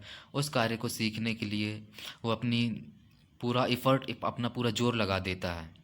लेकिन इसी के अपोजिट, अगर कोई व्यक्ति को कोई कार्य में रुचि नहीं है, उसको वह कार्य पसंद नहीं है या फिर वह कार्य वो करना नहीं चाहता, तो उस कार्य को करने में उसको मज़ा नहीं आएगा, वह कार्य वो करेगा ही नहीं। उसको जो हम सिखाना चाहते हैं या उस स्किल देना चाहते हैं, वह स्किल लेने में या फिर स्किल सिखाने में हमें बहुत परेशानी होगी। उसका मन ही नहीं लगेगा पढ़ाई लिखाई में, फिर कैसे सिखाया जाए।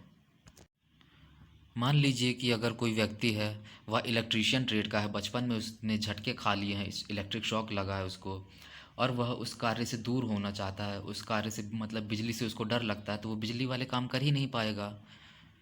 लेकिन उसने वह ट्रेड चुन लिया, इलेक्ट्रीशियन चुन लिया, अब तो कुछ ना कुछ करके उसको सिखाना ही पड़ेगा।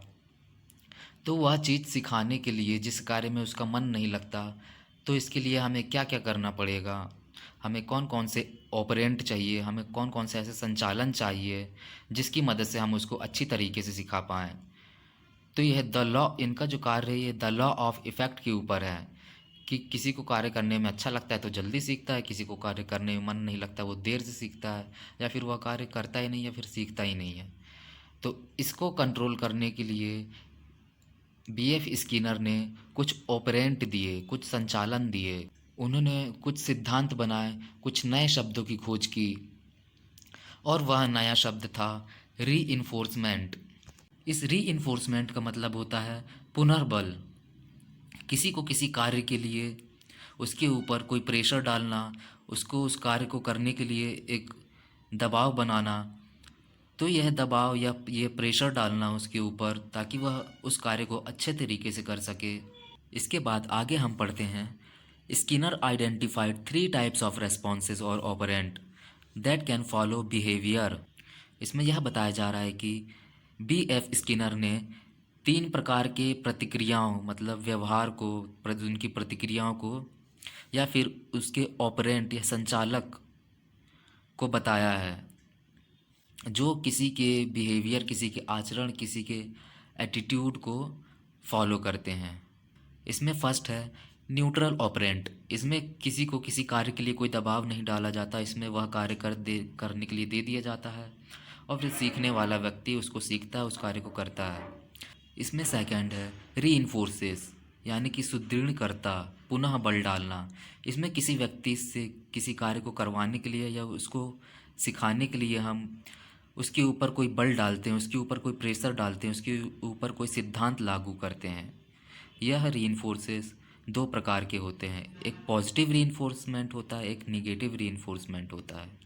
अगला पॉइंट है पनिशर्स, यानी कि दंड पाने वाला। इसमें क्या होता है कि जो व्यक्ति को हमें सिखाना है वह उस कार्य को अच्छे से नहीं कर पा रहा, कहीं ना कोई गलती कर दे रहा है, तो उस गलती को ख़त्म करने के लिए हम यह पनिशमेंट का सहारा लेते हैं, ताकि उसके अंदर की गलती, जो दूसरे वे में गलत लाइन में जा रहा है, या फिर वह कोई नेगेटिव एटीट्यूड को फॉलो कर रहा है, कोई अलग व्यवहार उसके अंदर पैदा हो रही है, तो उस नेगेटिव व्यवहार को ख़त्म करने के लिए हम पनिशमेंट का उपयोग करते हैं, ताकि उसके अंदर एक पॉजिटिविटी पैदा हो जाए और वह अच्छे से स्किल को या फिर अच्छे से किसी कार्य को सीख सके और उसको कर सके।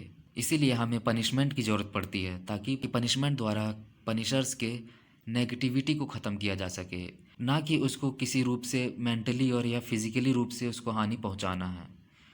यह किसी व्यक्ति को हानि पहुंचाने के लिए नहीं होता पनिशमेंट, यह किसी व्यक्ति के नेगेटिव बिहेवियर को ख़त्म करके उसके अंदर पॉजिटिव बिहेवियर पैदा करने का एक प्रोसेस है। इसके बाद नेक्स्ट है पॉजिटिव रीइंफोर्समेंट, यानी कि सकारात्मक सुदृढ़ीकरण। इसमें कहा जा रहा है कि यदि कोई व्यक्ति किसी कार्य को बार बार करता है और उस कार्य में सफलता प्राप्त करता है, तो उसे हर बार सफलता प्राप्ति के लिए पुरस्कृत और सम्मानित किया जाना चाहिए। जैसे यदि आप क्लास में या फिर कक्षा में या फिर प्रैक्टिकल में अच्छा प्रदर्शन करके दिखा रहे हैं, ज़्यादा उन्नति करके दिखा रहे हैं, ज़्यादा स्किल हासिल करके दिखा रहे हैं, तो उसके बदले में आपको सम्मान दिया जाएगा, अवार्ड दिया जाएगा, प्राइज़ दिया जाएगा, ताकि आपके मन में एक अच्छी अनुभूति हो और आपको आगे बढ़ने का हौसला मिल सके, और बाकी लोग भी आपसे मोटिवेट होके आगे बढ़ने की कोशिश करते रहें। तो यहाँ आपको एक अच्छे कार्य के बदले में कुछ दिया जा रहा है, आपकी स्ट्रेंथ बढ़ाने के लिए आपको सम्मान दिया जा रहा है, आपको प्राइज़ दिया जा रहा है, ताकि उस कार्य में, जिस कार्य में आपका अच्छा प्रदर्शन है या फिर जो कार्य में आपकी रुचि है, उसमें और अग्रसर हो सकें और आगे बढ़ सकें और कामयाबी हासिल कर सकें। इस पॉजिटिव रीइंफोर्समेंट को समझाने के लिए बी एफ स्किनर ने एक चूहे का इस्तेमाल किया। उस चूहे को एक बॉक्स में रख दिया गया। बॉक्स के बाहर एक लीवर लगा हुआ था, जिसके अंदर से चूहा चल के लीवर में जाता और उस लीवर के ऊपर खाना रखा हुआ था। जैसे ही चूहा उस लीवर के ऊपर चढ़ के जाता, तो लीवर के ऊपर रखा हुआ खाना थोड़ा सा उसके पिंजरे में या फिर उसके बॉक्स में गिर जाता। फिर वह नीचे जाके वापस खाना खाता, जब भी उसको भूख लगती फिर वापस लीवर में आता, चढ़ता, फिर लीवर जैसे हल्का सा दबता तो हल्का सा खाना उसके पिंजरे में गिर जाता, फिर वो वापस जाके खा लेता। तो ऐसा वो हर बार रिपीट करता। इससे उसने लीवर में जाके चढ़ने की स्किल प्राप्त कर ली, अच्छे से सीख लिया कि खाना कैसे प्राप्त करना है।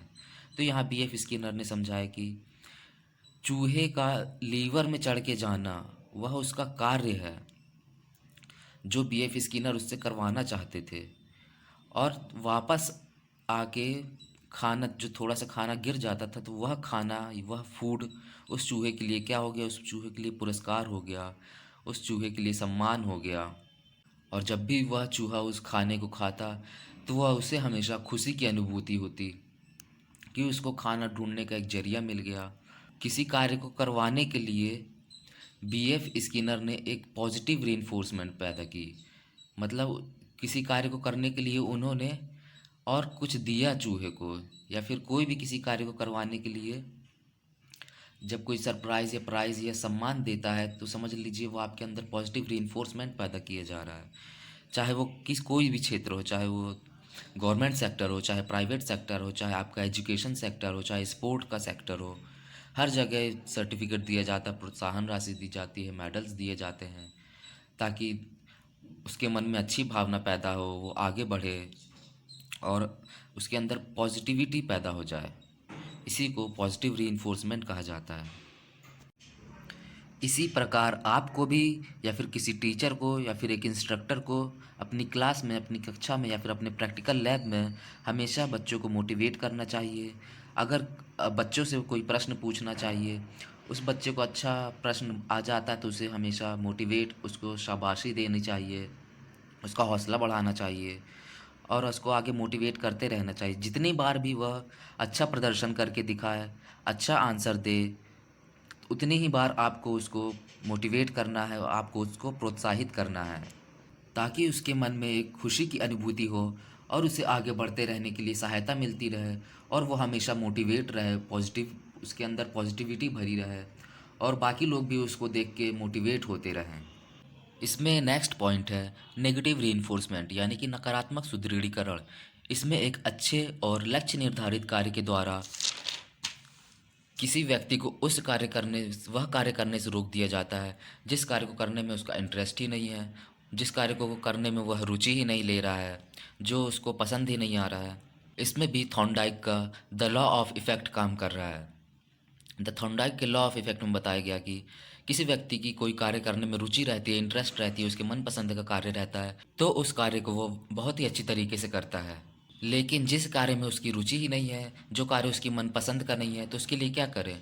तो उसके लिए बीएफ स्किनर ने नेगेटिव रीइंफोर्समेंट के बारे में बताया। मान लीजिए कि आपके इंस्ट्रक्टर क्लास में आपको बोलते हैं कि आप 10 डेमो प्लान बना लीजिए और 10 लेसन प्लान बना लीजिए, तो फिर आपको थ्योरी लिखने की ज़रूरत नहीं पड़ेगी। तो इससे आपके मन में क्या आएगा, अरे वाह, अब तो सिर्फ डेमो प्लान और 10 लेसन प्लान बनाना है, अब हमें थ्योरी लिखने वाला काम करना नहीं पड़ेगा। इससे आप खुश हो जाएंगे आप थ्योरी लिखने से बच गए और आपका मन कहाँ लगने लगेगा, प्रैक्टिकल करने में ज़्यादा लगने लगेगा, आपका मन पढ़ाई में ज़्यादा लगने लगेगा, आप याद ज़्यादा करने लगोगे। तो आपसे वह कार्य तो दोनों ही बहुत ज़रूरी है, लेकिन आपको वह कार्य करने से रोक दिया गया जिसमें आपकी रुचि ही नहीं थी, जिसमें आपका इंटरेस्ट ही नहीं था। तो यह आपके अंदर नेगेटिव रीइंफोर्समेंट पैदा कर दिया गया कि आपको वह कार्य करना है जो आपके लिए काफ़ी महत्वपूर्ण है, जिससे आपकी स्ट्रेंथ बढ़ जाए, जिससे आपको पढ़ने में और रुचि पैदा हो जाए और आप ज़्यादा से ज़्यादा स्किल और ज़्यादा से ज़्यादा नॉलेज गेन कर सकें। इसको हम एक और एग्जांपल से समझते हैं। अगर घर में किसी बच्चे को कोई कहता है कि आप अपना होमवर्क अच्छे से कर लीजिए, कंप्लीट कर लीजिए, तो आपको फिर रात में करेले की सब्ज़ी या फिर कोई आपकी मनपसंद की जो सब्ज़ी नहीं है वो खाने नहीं पड़ेगी, तो उसके मन में अच्छी फीलिंग आएगी, उस बच्चे को अच्छा लगने लगेगा, उसको लगेगा कि अरे वाह, वो सड़ी सी सब्ज़ी खाने से तो बच गया मैं। और उसको लगेगा कि वह सब्ज़ी खाने से अच्छा है कि मैं होमवर्क कर लूँ जल्दी जल्दी। तो उसके मन में क्या आ जाएगा, एक नेगेटिव रीइंफोर्समेंट पैदा कर दी गई। अगर यहाँ उसी बच्चे से यह कह दिया जाता कि आप अच्छे से होमवर्क करके दिखा दो, अच्छे से टाइम पर पढ़ाई कर लो, तो आपको आइसक्रीम मिलेगी, आपको चॉकलेट मिलेंगी, आपको मिठाइयाँ मिलेंगी। तो ये क्या हो रहा है, उसको अच्छे कार्य करने के बदले में उसको कुछ दिया जा रहा है, उसको अवार्ड दिया जा रहा है, उसको सम्मानित किया जा रहा है। तो यहाँ उसको पॉजिटिव रीइंफोर्समेंट पैदा कर दिया गया। लेकिन नेगेटिव रीइंफोर्समेंट में क्या हुआ कि हमने उससे कुछ चीज़ वापस ले ली, हमने जो उसको दिया था कार्य करने को, वह कार्य वापस ले लिया क्योंकि वह उसकी मनपसंद का नहीं था। तो यह वापस लेने से क्या हुआ, उसकी स्ट्रेंथ बढ़ गई, वह कार्य करने की जिस कार्य में उसका अच्छे से मन लग सक रहा था। इस नेगेटिव रीइंफोर्समेंट को भी बीएफ स्किनर ने एक चूहे के माध्यम से दिखाया। एक चूहे को एक बॉक्स में बंद कर दिया गया और नीचे जाली लगी हुई थी और उसमें इलेक्ट्रिसिटी प्रवाहित की जाती थी। जैसे ही इलेक्ट्रिसिटी प्रवाहित की जाती तो बॉक्स के अंदर एक स्विच लगा हुआ था। बीएफ स्किनर ने उस चूहे को स्विच दबाना सिखा दिया। तो जैसे ही इलेक्ट्रिसिटी पास करते बीएफ स्किनर, चूहे को झटका लगने लगता, चूहा परेशान होने लगता, चूहे के अंदर एक बेचैनी पैदा हो जाती, क्योंकि वह कार्य पसंद ही नहीं आ रहा था, उसको इलेक्ट्रिक शॉक पसंद ही नहीं आ रहे थे। तो वह उसके अंदर जल्दी से जल्दी स्किल पैदा होने लगी, जल्दी स्ट्रेंथ पैदा होने लगी, और वह बटन जिससे इलेक्ट्रिसिटी या फिर शॉक लगना बंद हो जा रहा था, वह बटन बॉक्स के अंदर दबाने लगा। जैसे ही इलेक्ट्रिसिटी आती वह दौड़ के उस बटन के पास जाता, स्विच के पास जाता और उसको दबा देता, तो उसको इलेक्ट्रिक शॉक लगना बंद हो जाते। तो यहाँ बिजली का शॉक जो था वह उसका मन बिना इंटरेस्ट वाला काम था चूहे का, और जब यहाँ स्विच था वह उस कार्य को करवाया जाने लगा नेगेटिव रीइंफोर्समेंट डाल के। तो यहाँ नेगेटिव रीइंफोर्समेंट जो था इलेक्ट्रिक शॉक था, और हम जो कार्य करवाना चाह रहे थे वो था स्विच को दबाना। तो बीएफ स्किनर ने इस तरीके से एक चूहे की स्किल को बढ़ाया, उसकी स्ट्रेंथ बढ़ा दी नेगेटिव रीइंफोर्समेंट के कारण। यह तो यहाँ नेगेटिव रीइंफोर्समेंट कोई नेगेटिविटी नहीं है। नेगेटिव रीइंफोर्समेंट किसी बच्चे की, किसी स्टूडेंट की, किसी व्यक्ति के अंदर की उस भावना को ख़त्म करके, जिस कार्य को वो करना नहीं चाहता, जिसमें पसंद नहीं है वह कार्य उसको, उसकी जगह में वह कार्य दे देना, या फिर उस कार्य के लिए प्रेशर डाल देना जो कार्य वो अच्छे से कर सकता है, जो स्किल वह अच्छे से हासिल कर सकता है। इसी प्रकार हमें भी अपनी कक्षा में बच्चों के अंदर एक नेगेटिव रीइंफोर्समेंट डालना चाहिए। अगर किसी स्टूडेंट का कोई कार्य करने में मन नहीं लग रहा है तो उसके बदले में उसको वह कार्य दे दिया जाए जिसमें उसका मन लगे, जिसको वो अच्छी तरीके से सीख सके। तो ये था नेगेटिव रीइंफोर्समेंट। इसके बाद नेक्स्ट पॉइंट है पनिशमेंट, यानी कि सज़ा। यह किसी व्यक्ति के अंदर की नकारात्मक सोच, उसके नकारात्मक कार्य, उसके नकारात्मक विचार और व्यवहार को ख़त्म करके उसके अंदर एक पॉजिटिविटी यानी कि सकारात्मक आदतें या व्यवहार या फिर एटीट्यूड को पैदा करने का एक तरीका है। इसमें सज़ा का स्तर जितना कम होगा, व्यक्ति का व्यक्तित्व उतना ही अच्छा माना जाएगा। जैसे आपने अपने स्कूल टाइम में देखा होगा, किसी बच्चे को मुर्गा बना दिया जाता है, वो होमवर्क करके नहीं लाता, किसी को हाथ खड़ा करके ऊपर कर दिया जाता है, किसी को सिर्फ डांट दिया जाता है। तो यह लेवल है एक पनिशमेंट का।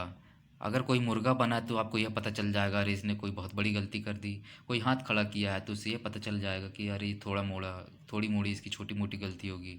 किसी को सिर्फ डांट दिया गया तो उससे यह पता चलेगा अरे इसने कोई छोटी गलती की होगी, इसलिए इसको छोटी सी डांट पड़ी है। तो ये जो पनिशमेंट है ये सिर्फ स्कूल या एजुकेशन बस में काम नहीं आती है, हर जगह काम आती है। आपने क्रिमिनल एक्ट में देखा होगा या फिर किसी फैक्ट्री में भी देखा होगा, हर जगह सजा का प्रावधान रहता है। इससे लोगों के उनका जो नेगेटिव एटीट्यूड है, जो गलत आदतें सीख रहे हैं, इस पनिशमेंट के द्वारा उनकी नेगेटिविटी को ख़त्म करके उनके अंदर पॉजिटिविटी डाली जाती है। लेकिन ये जो पनिशमेंट है ये हमें एक नेगेटिव वर्ड की जैसे लगता है, लेकिन यह नेगेटिव नहीं है। इससे यह एक टूल की तरह इस्तेमाल होता है जिससे हम व्यक्ति के व्यक्तित्व को और अच्छा बनाते हैं, ताकि वह गलत आदतों से छूट जाए, उसका मन स्किल में लगे, उसका मन पढ़ाई में लगे, उसका मन सीखने में लगे। इसी प्रकार हमें भी एक कक्षा में अगर कोई कार्य नहीं कर रहा है, कोई अपना कार्य अच्छे से नहीं कर रहा है, प्रैक्टिकल नहीं सीख रहा है, तो हमें बीच बीच में छोटे छोटे उसको पनिशमेंट देना चाहिए, ताकि उसके मन में एक अलग फीलिंग आए कि मैं भी क्लास में अच्छा बनूं। और आपके जो डांटने का तरीका है वो अलग होना चाहिए, ताकि उसको ज़्यादा बुरा ना लगे, ताकि स्टूडेंट का मनोबल डाउन ना हो जाए। इसीलिए आपको हर एक परिस्थिति को जांचते हुए, हर एक परिस्थिति को समझते हुए आपको पनिशमेंट या सज़ा देनी चाहिए। इसके बाद अगली जो थ्योरी है वह है थ्योरी ऑफ इमिटेशन, यानी कि अनुकरण या फिर नकल का सिद्धांत। इस थ्योरी का सिद्धांत एल्बर्ट बांडुरा ने दिया, जिनका जन्म 4 दिसंबर 1925 और उनकी डेथ 26 जुलाई 2021 में हुई।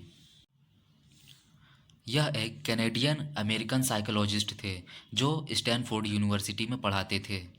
इन्होंने कॉग्निटिव साइकोलॉजी और सोशल साइकोलॉजी के ऊपर बताया एवं उसके ऊपर सिद्धांत दिए। His social learning theory points says that people learn from one another via observation, imitation, and modeling. This theory works as bridge between behaviorist and cognitive learning theories because it includes the attention, memory, and motivation. इस theory में यह बताया जा रहा है कि कोई भी व्यक्ति किसी चीज़ को एक दूसरे के द्वारा ही सीख पाता है। वह उस चीज़ को ऑब्ज़र्व करता है, उसकी नकल करता है तथा यह किसी मॉडल के द्वारा यानी कि चित्र के द्वारा या फिर कोई प्रोजेक्ट के द्वारा हम उस चीज़ को सीख पाते हैं। जैसे पूरी दुनिया की जो महान साइंटिस्ट हैं जैसे Chandrashekhar Venkatesh Raman, Vikram Sarabhai, Satyendra Nath Bose, Thomas Edison, Tesla, हम क्या करते हैं, इनके दिए हुए सिद्धांत, इनके दिए हुए प्रिंसिपल के ऊपर कार्य करते हैं, उनको जानते हैं, उनकी नकल करते हैं, उनकी पहचान करते हैं तथा बाद में उनके ऊपर रिसर्च करके एक नया इन्वेंशन करते हैं। यहाँ नकल या कॉपी करने से यह मतलब नहीं है कि आप अपने एग्ज़ाम में ही कोई नकल ले जाएं या चुटका ले जाएं फिर उससे अच्छे नंबर लाएं या फिर क्लास में नकल करने लगे या फिर दूसरों की चीटिंग करने लगे। नकल का मतलब है किसी अच्छे व्यवहार को या अच्छे ज्ञान को या फिर अच्छे नॉलेज को हासिल करना, अच्छी स्किल को हासिल करना, उसको देख के, उसको ऑब्ज़र्व करके, उसको परख के, उसके बारे में पूरा नॉलेज लेना। यह कॉपी करना या नकल करना या इमिटेशन कहलाता है। और यह इमिटेशन की थ्योरी किसी के बिहेवियर और उसके ज्ञान या लर्निंग थ्योरीज के बीच में यह एक ब्रिज यानी कि पुल का काम करती है। यह इमिटेशन थ्योरी किसी के व्यवहार और ज्ञान को जोड़ने का काम करती है। उनके बीच में हम जानते हैं, परखते हैं, उनको ऑब्ज़र्व करते हैं, उनके बारे में पूरी नॉलेज लेते हैं। और इसके अंदर अटेंशन यानी कि ध्यान या फिर कंसंट्रेशन, मेमोरी यानी कि याददाश्त यानी समझने का तरीका और मोटिवेशन यानी कि प्रेरणा, उसको कैसे मोटिवेट करना है, यह सब चीज़ें इसमें सम्मिलित रहती हैं, इंक्लूड रहती हैं। तो हमें इमिटेशन के लिए या नकल के लिए या फिर किसी चीज़ को कॉपी करने के लिए या फिर किसी चीज़ का नॉलेज लेने के लिए या फिर ज्ञान लेने के लिए हमें सेंसेस की ज़रूरत पड़ती है। सेंसेस आर अवेन्यूज़ ऑफ लर्निंग, इंद्रियां सीखने का मार्ग है। इन सेंसेस के बारे में या फिर इंद्रियों के बारे में हम पहले ही पढ़ चुके हैं, लेकिन इसके बारे में अब थोड़ा सा और जान लेते हैं।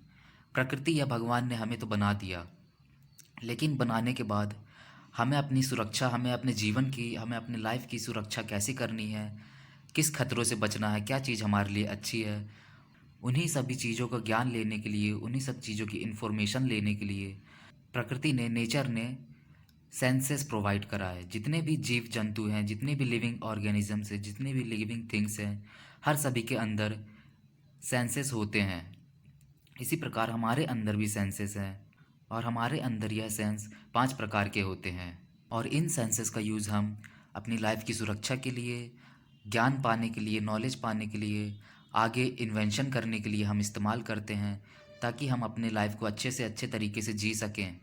और जिस प्रकार प्रकृति ने हमें बनाया, हमारे सेंसेस को डेवलप किया, हमारी इंद्रियों को डेवलप किया, उसी प्रकार इंसानों ने क्या बनाया, इंसानों ने मशीन बना दी।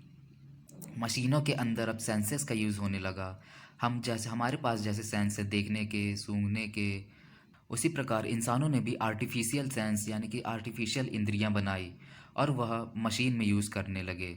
जैसे हमारे पास मोबाइल है, उसमें कैमरा भी है, उसमें सेंसेशन भी है, उसमें टच भी है और उसमें प्रॉक्सी मीटर सेंसेस भी है, उसमें मैग्नेटोमीटर भी है।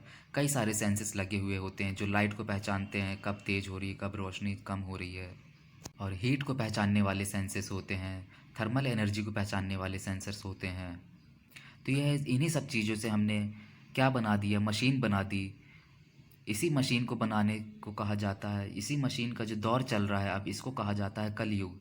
कल का मतलब होता है मशीन के पार्ट्स, जैसे आपने कल कारखाने सुने होंगे, कल मशीन सुनी होंगी या फिर कल पुर्जे सुने होंगे। तो ये एक मशीन पार्ट्स हो गए, मशीन हो गई, इन्हीं को बोला जाता है कलयुग। जब यह टेक्नोलॉजी बहुत आगे बढ़ चुकी होगी तब पूरी तरीके से कलयुग आ चुका होगा। तो यह सब सेंसेस हैं जिनके उपयोग से हम कई सारी चीज़ों को समझते हैं, पढ़ते हैं, उनके बारे में नॉलेज लेते हैं। इसमें पहला है सेंस ऑफ साइट यानी कि दृष्टि का बोध। हम किसी भी चीज़ को देख कर विजुअल तरीके से उसको ज़्यादा अच्छे तरीके से सीख पाते हैं। किसी चीज़ को देखकर हम उसको अपने दिमाग में एक चित्र की तरह, एक फ़िल्म की तरह छाप लेते हैं, जिसको हमें उसको रिव्यू करने में, याद करने में ज़्यादा आसानी होती है। इसी प्रकार एक कक्षा में या फिर एक क्लास में आपको स्टूडेंट्स के लिए या फिर लर्नर्स के लिए एक मॉडल तैयार करना चाहिए, या फिर एक चित्र के द्वारा, या फिर ऑनलाइन वीडियो के द्वारा, या फिर किसी अच्छे मोटिवेशनल वीडियो के द्वारा या चित्र के द्वारा आपको समझाना चाहिए, जिससे वह देखकर अच्छी अच्छी तरीके से सीख सकें। इसके बाद नेक्स्ट है सेंस ऑफ हियरिंग या फिर ऑडिटरी सेंसेशन, सुनने का बोध। इसमें हम किसी चीज़ को सुनकर उसके बारे में अच्छे से अच्छे तरीके से जानकारी ले सकते हैं। अगर देखने के साथ उसमें सुनना भी आ जाए या फिर हियरिंग भी आ जाए तो फिर क्या बात है, ये तो सोने पे सुहागा हो गया। जैसे कोई फ़िल्म हो गई, फ़िल्म देखने आप जाते हैं आप, तो आप किसी चीज़ को देखकर और उसको सुनकर आप अच्छी तरीके से उसके बारे में जानकारी ले लेते हैं। तो यह सेंस ऑफ हियरिंग, सुनने का बोध काफ़ी ज़रूरी होता है। इसीलिए हमें कक्षा में जो हमारी भाषा है, जो हमारा लैंग्वेज है, वो साफ़ सुथरी स्पष्ट रूप से होनी चाहिए, एकदम क्लियर कट होनी चाहिए, ताकि सुनने वाला व्यक्ति को अच्छे तरीके से समझ में आए। इसके बाद है सेंस ऑफ स्मेल, सूंघने का या फिर गंध का बोध। यह हमारे जीवन के लिए काफ़ी महत्वपूर्ण है क्योंकि हम किसी चीज़ को सूंघकर उसके बारे में अच्छे तरीके से बता सकते हैं, अपने आने वाले खतरों के बारे में जानकारी ले सकते हैं। या फिर किसी चीज़ को, या फिर अच्छी स्मेल आ रही है, अच्छी खुशबू आ रही है, तो हमारी उससे मेंटली जो सोच है, थिंकिंग है, वो काफ़ी सुधर जाती है, काफ़ी अच्छे तरीके से हम सोचते हैं। जैसे मान लीजिए कहीं वायर जल गया या फिर गैस लीक हो रही है, तो फिर उस खतरे को हम सूंघ कर या स्मेल करके ही भांपते हैं, या फिर वातावरण को अच्छा और सुगंधित रखने पर हमें अच्छा फील होता है। तो सेंस ऑफ स्मेल ऐसे काम आता है। यह सेंस किस किस इंडस्ट्रीज़ में काम आता है, यह परफ्यूम इंडस्ट्री हो गया, या फिर प्रोडक्ट वाली कोई इंडस्ट्रीज़ हो गई, या फिर कॉस्मेटिक इंडस्ट्रीज़ हो गई, यहाँ सेंस ऑफ स्मेल काफ़ी काम आता है। तो एक कक्षा में या फिर वर्कशॉप में यह सेंस ऑफ स्मेल काफ़ी अच्छी तरीके से हमारे लिए रोल अदा करता है। तो इस सेंस ऑफ स्मेल का हमारे एजुकेशन पे काफ़ी प्रभाव पड़ता है, या फिर स्टूडेंट के या लर्नर्स के एजुकेशन पे काफ़ी प्रभाव पड़ता है। एक वर्कशॉप में अपन जाते हैं तो वहाँ कई प्रकार की स्मेल रहती है। उस स्मेल के ज़रिए हम कई चीज़ों की जानकारी लेते हैं। इससे हम यह पता लगा लेते हैं कि कौन सी चीज़ कहाँ रखी हुई है, कहाँ मिट्टी का तेल है, कहाँ ट्रांसफार्मर ऑयल रखा है, क्या चीज़ जल रही है फिर, या क्या चीज़ से हमें परेशानी हो रही है। तो उस चीज़ को इस सेंस के ज़रिए दूर किया जा सकता है। इससे कई सारी सुविधाएं या फिर सुरक्षा उपयोग में लाई जा सकती हैं। इसके बाद नेक्स्ट सेंस है सेंस ऑफ टेस्ट, यानी कि गस्टेटरी सेंसेशन, स्वाद का बोध। इसमें हम टेस्ट के बारे में, जो हमारी जीभ है, हमारा टंग है, उसके द्वारा हम किसी भी स्वाद का पता लगाते हैं।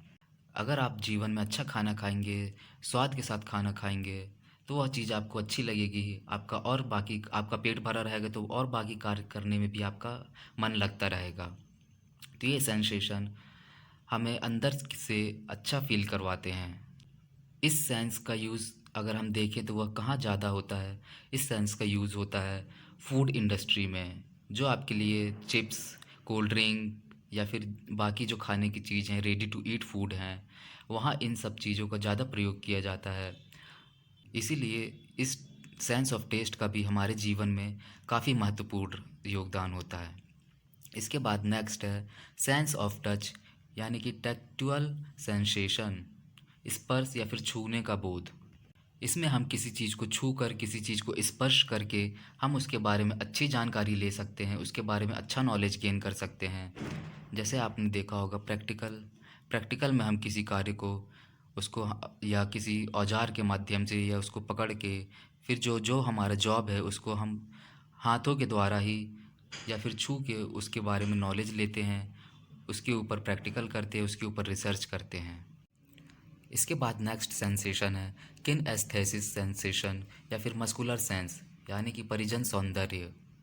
इसमें किसी एक्टिविटी के द्वारा स्टूडेंट्स को सिखाया जाता है। इसमें रोल प्ले करके या फिर हमारे हाथों के द्वारा संकेत देकर या फिर अपनी बॉडी लैंग्वेज के द्वारा स्टूडेंट को सिखाया जाता है। जैसे आपने स्कूल में छोटे छोटे बच्चों को देखा होगा, उनको सिखाने के लिए हम कई सारी अपने बॉडी की एक्टिविटीज़ करते हैं, हाथों को हिलाते हैं, उनके सामने नए नए तरीके पेश करते हैं ताकि वह उस चीज़ को समझे, हमारी बॉडी लैंग्वेज को समझे और अच्छे तरीके से वह स्किल को हासिल कर सकें। जैसे कि एग्ज़ाम्पल के रूप में आपने देखा होगा कभी नुक्कड़ नाटक प्रदर्शन किया जाता है। ये जो कला या आर्ट्स वाले स्टूडेंट होते हैं वह लोगों को जागरूक करने के लिए एक नुक्कड़ नाटक का प्रदर्शन करते हैं, जिसमें लोगों को उनके मौलिक अधिकार, उनके जानकारी, उनके नॉलेज के बारे में बताया जाता है तथा उनको देश के प्रति जागरूक किया जाता है। तो ये नुक्कड़ नाटक क्या था? ये एक प्रकार का जो रोल प्ले ये लोग कर रहे हैं किसी चीज़ के बारे में जानकारी देने के लिए, यह किन एस्थेसिक या फिर मस्कुलर सेंस के द्वारा कर रहे हैं। जैसे एक कक्षा में कोई स्टूडेंट एक अच्छा प्रदर्शन करके दिखाता है तो आपके लिए, आपके चेहरे में उसके प्रति एक अच्छा उत्साह होता है, आप अच्छे से उसको देखते हैं, आपका चेहरा कुछ खिला खिला रहता है। उसी प्रकार कोई अच्छा परफॉर्मेंस नहीं कर पाता या फिर कोई गलती कर रहा है तो आपका चेहरा बदल जाता है, आपकी आंखें गुस्से से उसको देखने लगती हैं। तो ये क्या किन एस्थेसिक है। तो कक्षा में आपको सिखाने के लिए अपने बॉडी लैंग्वेज का यूज़ करना चाहिए, एक अच्छा माध्यम यूज़ करना चाहिए, अपने मस्कुलर सेंस का यूज़ करना चाहिए। और ये मस्कुलर सेंस सिर्फ सिखाने के लिए ही नहीं, ये हर जगह प्रयोग होता है। जैसे कोई चीज़ कितनी भारी है, उसको कितना बल लगेगा उठाने में, कितना फोर्स चाहिए, किसी चीज़ को हम पकड़ रहे हैं तो वो हमारे लिए हानिकारक तो नहीं है, ये सब मस्कुलर सेंस के द्वारा होता है। एक क्लास में एक टीचर को या फिर ट्रेनर को कई सारे तरीकों का उपयोग करना चाहिए, अपनी मस्कुलर एक्टिविटीज़ का उपयोग करना चाहिए ताकि अच्छे से अच्छे तरीके से वह आपको देखकर सीख सके। इसके बाद हम देखते हैं यह जो सेंसेस हमने पढ़े हैं उनका जनरल लर्निंग पे या फिर नॉलेज पे कितना प्रभाव पड़ता है और स्किल लर्निंग या फिर प्रैक्टिकल पे उनका कितना महत्वपूर्ण योगदान रहता है। तो इसमें पहला है साइट आइज। साइट आइज़ के द्वारा हमें नॉलेज गेन करने में, पढ़ाई करने में या फिर थ्योरी पढ़ने में हमें 75% की मदद मिलती है। और इसी साइट आइज़ या फिर देखने के द्वारा हमें प्रैक्टिकल में सिर्फ 20% की मदद मिल पाती है। सुनने के द्वारा या फिर कान से हम 13% नॉलेज थ्योरी का गेन कर पाते हैं और प्रैक्टिकल नॉलेज हम 10% गेन कर पाते हैं। टच के द्वारा, हाथ के द्वारा हम 6% थ्योरी नॉलेज गेन कर पाते हैं और 60%, 60% प्रैक्टिकल नॉलेज गेन कर पाते हैं, क्योंकि हम हाथों के द्वारा ही हर चीज़, हर प्रैक्टिकल करते हैं। इसीलिए हम छू के, टच करके अधिक से अधिक प्रैक्टिकल नॉलेज करते हैं। इसीलिए हमारा प्रैक्टिकल जो रहता है फिजिकली रूप से रहता है। इस प्रैक्टिकल को हम देख के या फिर वीडियो के माध्यम से नहीं सीख सकते, इसे हमें खुद ही करना पड़ेगा।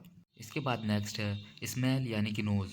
नोज़ के द्वारा हम 3% जनरल नॉलेज या फिर थ्योरी नॉलेज गेन कर पाते हैं और 5% प्रैक्टिकल नॉलेज गेन कर पाते हैं। इसके बाद है टेस्ट यानी कि टंग। टेस्ट के द्वारा हम 3% थ्योरी नॉलेज गेन कर पाते हैं और 5% प्रैक्टिकल नॉलेज गेन कर पाते हैं। तो यह हमारे सेंसेस इस प्रकार से हमारी पढ़ाई में, एजुकेशन में मदद करते हैं, जिसमें हम थ्योरी पढ़ते हैं और प्रैक्टिकल पढ़ते हैं, जिनमें परसेंटेज अलग अलग होते हैं। अलग अलग सेंसेस के द्वारा हम अलग अलग प्रतिशत का ज्ञान प्राप्त कर पाते हैं। इसके बाद नेक्स्ट है इंडिविजुअल डिफरेंस यानी कि व्यक्तिगत अंतर।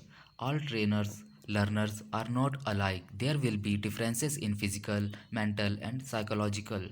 में यह बताया जा रहा है कि कोई भी ट्रेनर या फिर कोई भी लर्नर या जो कोई भी सीखता है व्यक्ति, वह सेम नहीं होते, उनका व्यक्तित्व अलग अलग होता है, उनकी पर्सनैलिटी हमेशा अलग अलग होती है और वह फिज़िकली रूप से, मेंटली रूप से और साइकोलॉजिकली रूप से अलग अलग होते हैं, उनका व्यवहार अलग अलग होता है, इसलिए उनको अलग अलग तरीके से और लोग अपने अपनी पर्सनैलिटी के अनुसार, अपने अपने व्यक्तित्व के अनुसार लोग सीखना पसंद करते हैं। इसी को इंडिविजुअल यानी कि व्यक्तिगत अंतर कहा जाता है। फिजियोलॉजिकल यानी कि शारीरिक डिफरेंस। फैटनेस यानी कि मोटापन।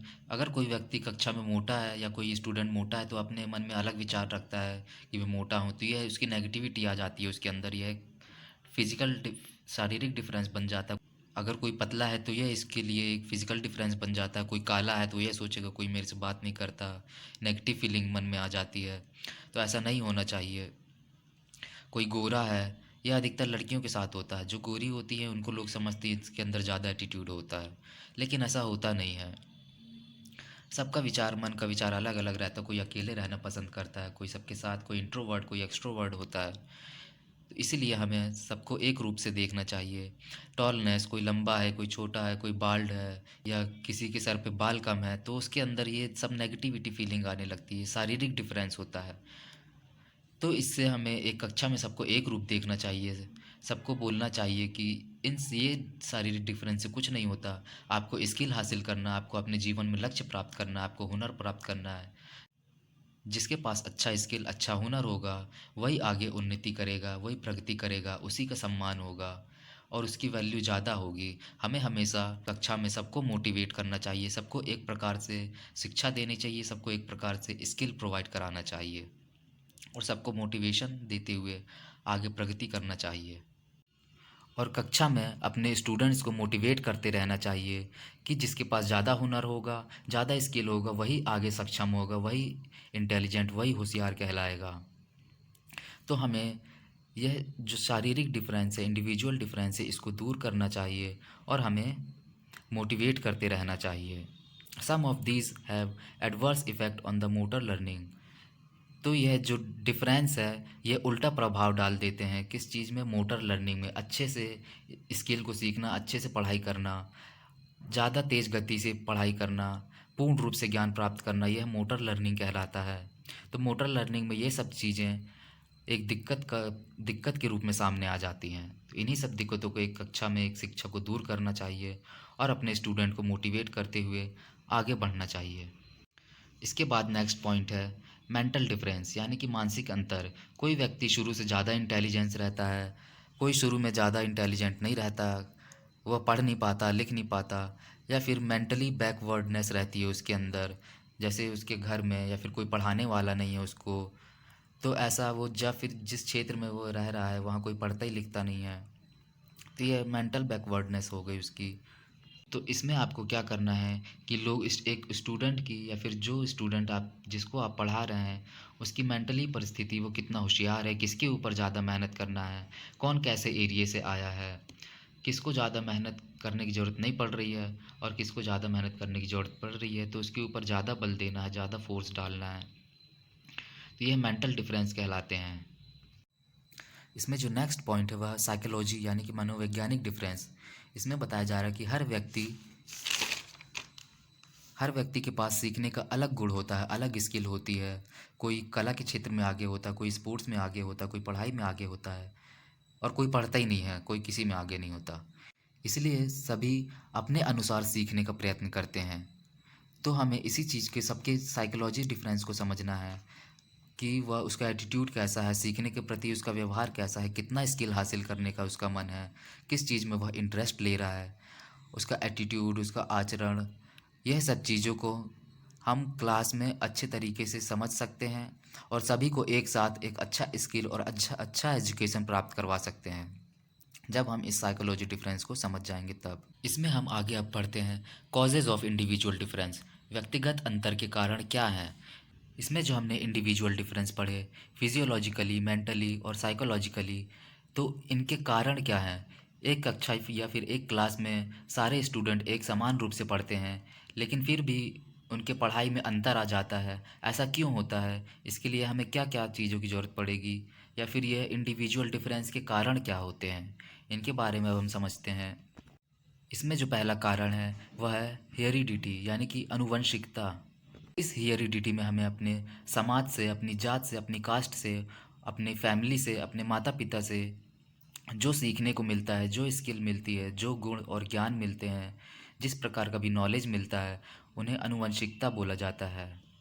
यह हर जगह अलग अलग तरीके से होता है। कोई पॉश एरिया से, यानी कि बड़ी सिटी से आता है, अच्छी फैमिली से बिलोंग करता है, या फिर कोई मिडिल फैमिली से बिलोंग करता है, या कोई पुअर फैमिली से बिलोंग करता है। तो इसमें जो स्टूडेंट अलग अलग कैटेगरी में बिलोंग करते हैं तो उन्हें अलग अलग चीज़ों का ज्ञान होता है, क्योंकि जैसे कोई व्यक्ति अच्छे एरिया से आया है तो उसके पास टेक्नोलॉजी, स्किल और बाकी चीज़ों का ज्ञान ज़्यादा होगा। जो पुअर फैमिली से आया है उसके पास सिर्फ पढ़ने के लिए किताबें ही रह जाती हैं और कुछ नहीं रह पाता। इसीलिए हमें हर एक को क्लास में हर एक को अच्छे से ट्रीट करना चाहिए, अच्छा स्किल देना चाहिए, अच्छा नॉलेज देना चाहिए, सबको एक बराबर पढ़ाना चाहिए। इसमें मोदी जी की वह जो डायलॉग है उनका, जिसमें वह योजना चलाते हैं सबका साथ सबका विकास, वह इस चीज़ पे लागू होना चाहिए ताकि सभी लोग अच्छे से पढ़ पाएँ, सभी को अच्छा ज्ञान मिल सके। इसके बाद नेक्स्ट पॉइंट है इन्वायरमेंट। वातावरण भी एक कारण होता है कि बच्चा किस वातावरण में पढ़ रहा है, कैसे रह रहा है, वह कैसे एनवायरनमेंट में पल बढ़ रहा है, उसके आसपास के लोग कैसे हैं, उसके पड़ोसी कैसे हैं, उसके माता पिता क्या करते हैं, पेरेंट्स क्या करते हैं, उनके मम्मी पापा कितने पढ़े लिखे हैं। इससे हमें यह पता चलता है उस बच्चे या उस स्टूडेंट के पास कितना ज्ञान है, उसके ऊपर हमें कितना मेहनत करना है। ये वातावरण भी एक बहुत बड़ा कारण होता है। इसके बाद एज, ये एज भी एक प्रकार का व्यक्तिगत अंतर का कारण बन जाता है, क्योंकि कोई व्यक्ति अलग अलग पढ़ाई करके, यह आपका CITS कोर्स करने आता है, कोई व्यक्ति मास्टर डिग्री करके आता है, कोई इंजीनियरिंग करके आता है, कोई पॉलिटेक्निक करके आता है, कोई ITI करके आता है। इन सभी में एक एज गैप रहता है, एज डिफरेंस रहता है। इसमें कोई ज़्यादा मेच्योर रहता है, कोई कम मेच्योर रहता है। जैसे कोई 10th के बाद ITI करके आ गया और घर से कभी निकला नहीं, तो उसके अंदर एक अलग भावना रहेगी कि मैं इतना दूर जा रहा हूँ, परिवार से बिछड़ रहा हूँ। एक इमोशनल रहेगा, उसके अंदर मेच्योरिटी नहीं आ पाती उतनी। इसीलिए हमें इन सभी को एक साथ लेके चलना पड़ता है और क्लास में मोटिवेट करना पड़ता है, उनको सहारा देना पड़ता है कि हम आपके साथ हैं, आपका काम सिर्फ पढ़ना है और पढ़ाई में ध्यान दीजिए। तो एज डिफरेंस ऐसे मैटर कर देता है। इसके बाद नेक्स्ट पॉइंट है इंटेलिजेंस। इंटेलिजेंस मतलब कोई व्यक्ति कितना होशियार है, किसी के पास सीखने की कला कितनी ज़्यादा है, उसके अंदर कितनी क्षमता है, तो यह इंटेलिजेंस होता है। वह उसका IQ लेवल कितना है, वह क्वेश्चन को कितने अच्छी तरीके से समझ सकता है, उसको कितने अच्छी तरीके से सॉल्व कर पाता है। तो क्लास में हमें यह लेवल चेक करना चाहिए कौन कितना इंटेलिजेंट है, और कोई कम इंटेलिजेंट है तो उसके ऊपर ज़्यादा मेहनत करें, उसको अच्छे से पढ़ाएं, जिस तरीके से वो समझना चाहता है उस तरीके से समझाएं। इसके बाद नेक्स्ट फैक्टर है इकोनॉमिक कंडीशन। हर व्यक्ति का या फिर हर स्टूडेंट का परिवार अलग अलग होता है। कोई गरीब होता है, कोई अच्छा रिच फैमिली से होता है। इसलिए हमें क्लास में सबसे पहले एक बच्चे की इकोनॉमिक कंडीशन जानना चाहिए और उसके अनुसार उसको स्कॉलरशिप भी प्रदान करना चाहिए, ताकि वह यह पैसे के झमेले में ना फंसे, किसी पेमेंट के झमेले में ना फंसे। उसका ध्यान केवल स्किल और नॉलेज गेन करने में लगा रहे, क्योंकि इकोनॉमिक फैक्टर जो होता है, इकोनॉमिक कंडीशन जो होती है, वह किसी किसी के यहाँ बहुत ख़राब होती है। वो पढ़ नहीं पाता, वो इसकी इच्छा भी होती है पढ़ने की तो वह मजबूर हो जाता है। इसीलिए हमें पैसे से या रुपए से उसकी मदद करना चाहिए। जो गरीब है, जो गरीब स्टूडेंट है, उसकी हर तरीके से सक्षम रूप से उसकी मदद करनी चाहिए, ताकि वह उसका ध्यान अच्छे से पढ़ाई में लगा रहे। उसको पूरी मूलभूत सुविधाएं उपलब्ध करानी चाहिए और उसको हमेशा मोटिवेट करते रहना चाहिए, और क्लास में सभी स्टूडेंट को मोटिवेट करना चाहिए, ताकि वह सीखने में अधिक रुचि, ज़्यादा इंटरेस्ट पैदा कर सके अपने अंदर। तो हमारा यहाँ यह चैप्टर ख़त्म हुआ। आगे हम पढ़ेंगे अभ्यास 2.2.04, अध्ययन और अध्यापन प्रक्रिया में प्रेरणा, motivation in teaching and learning process.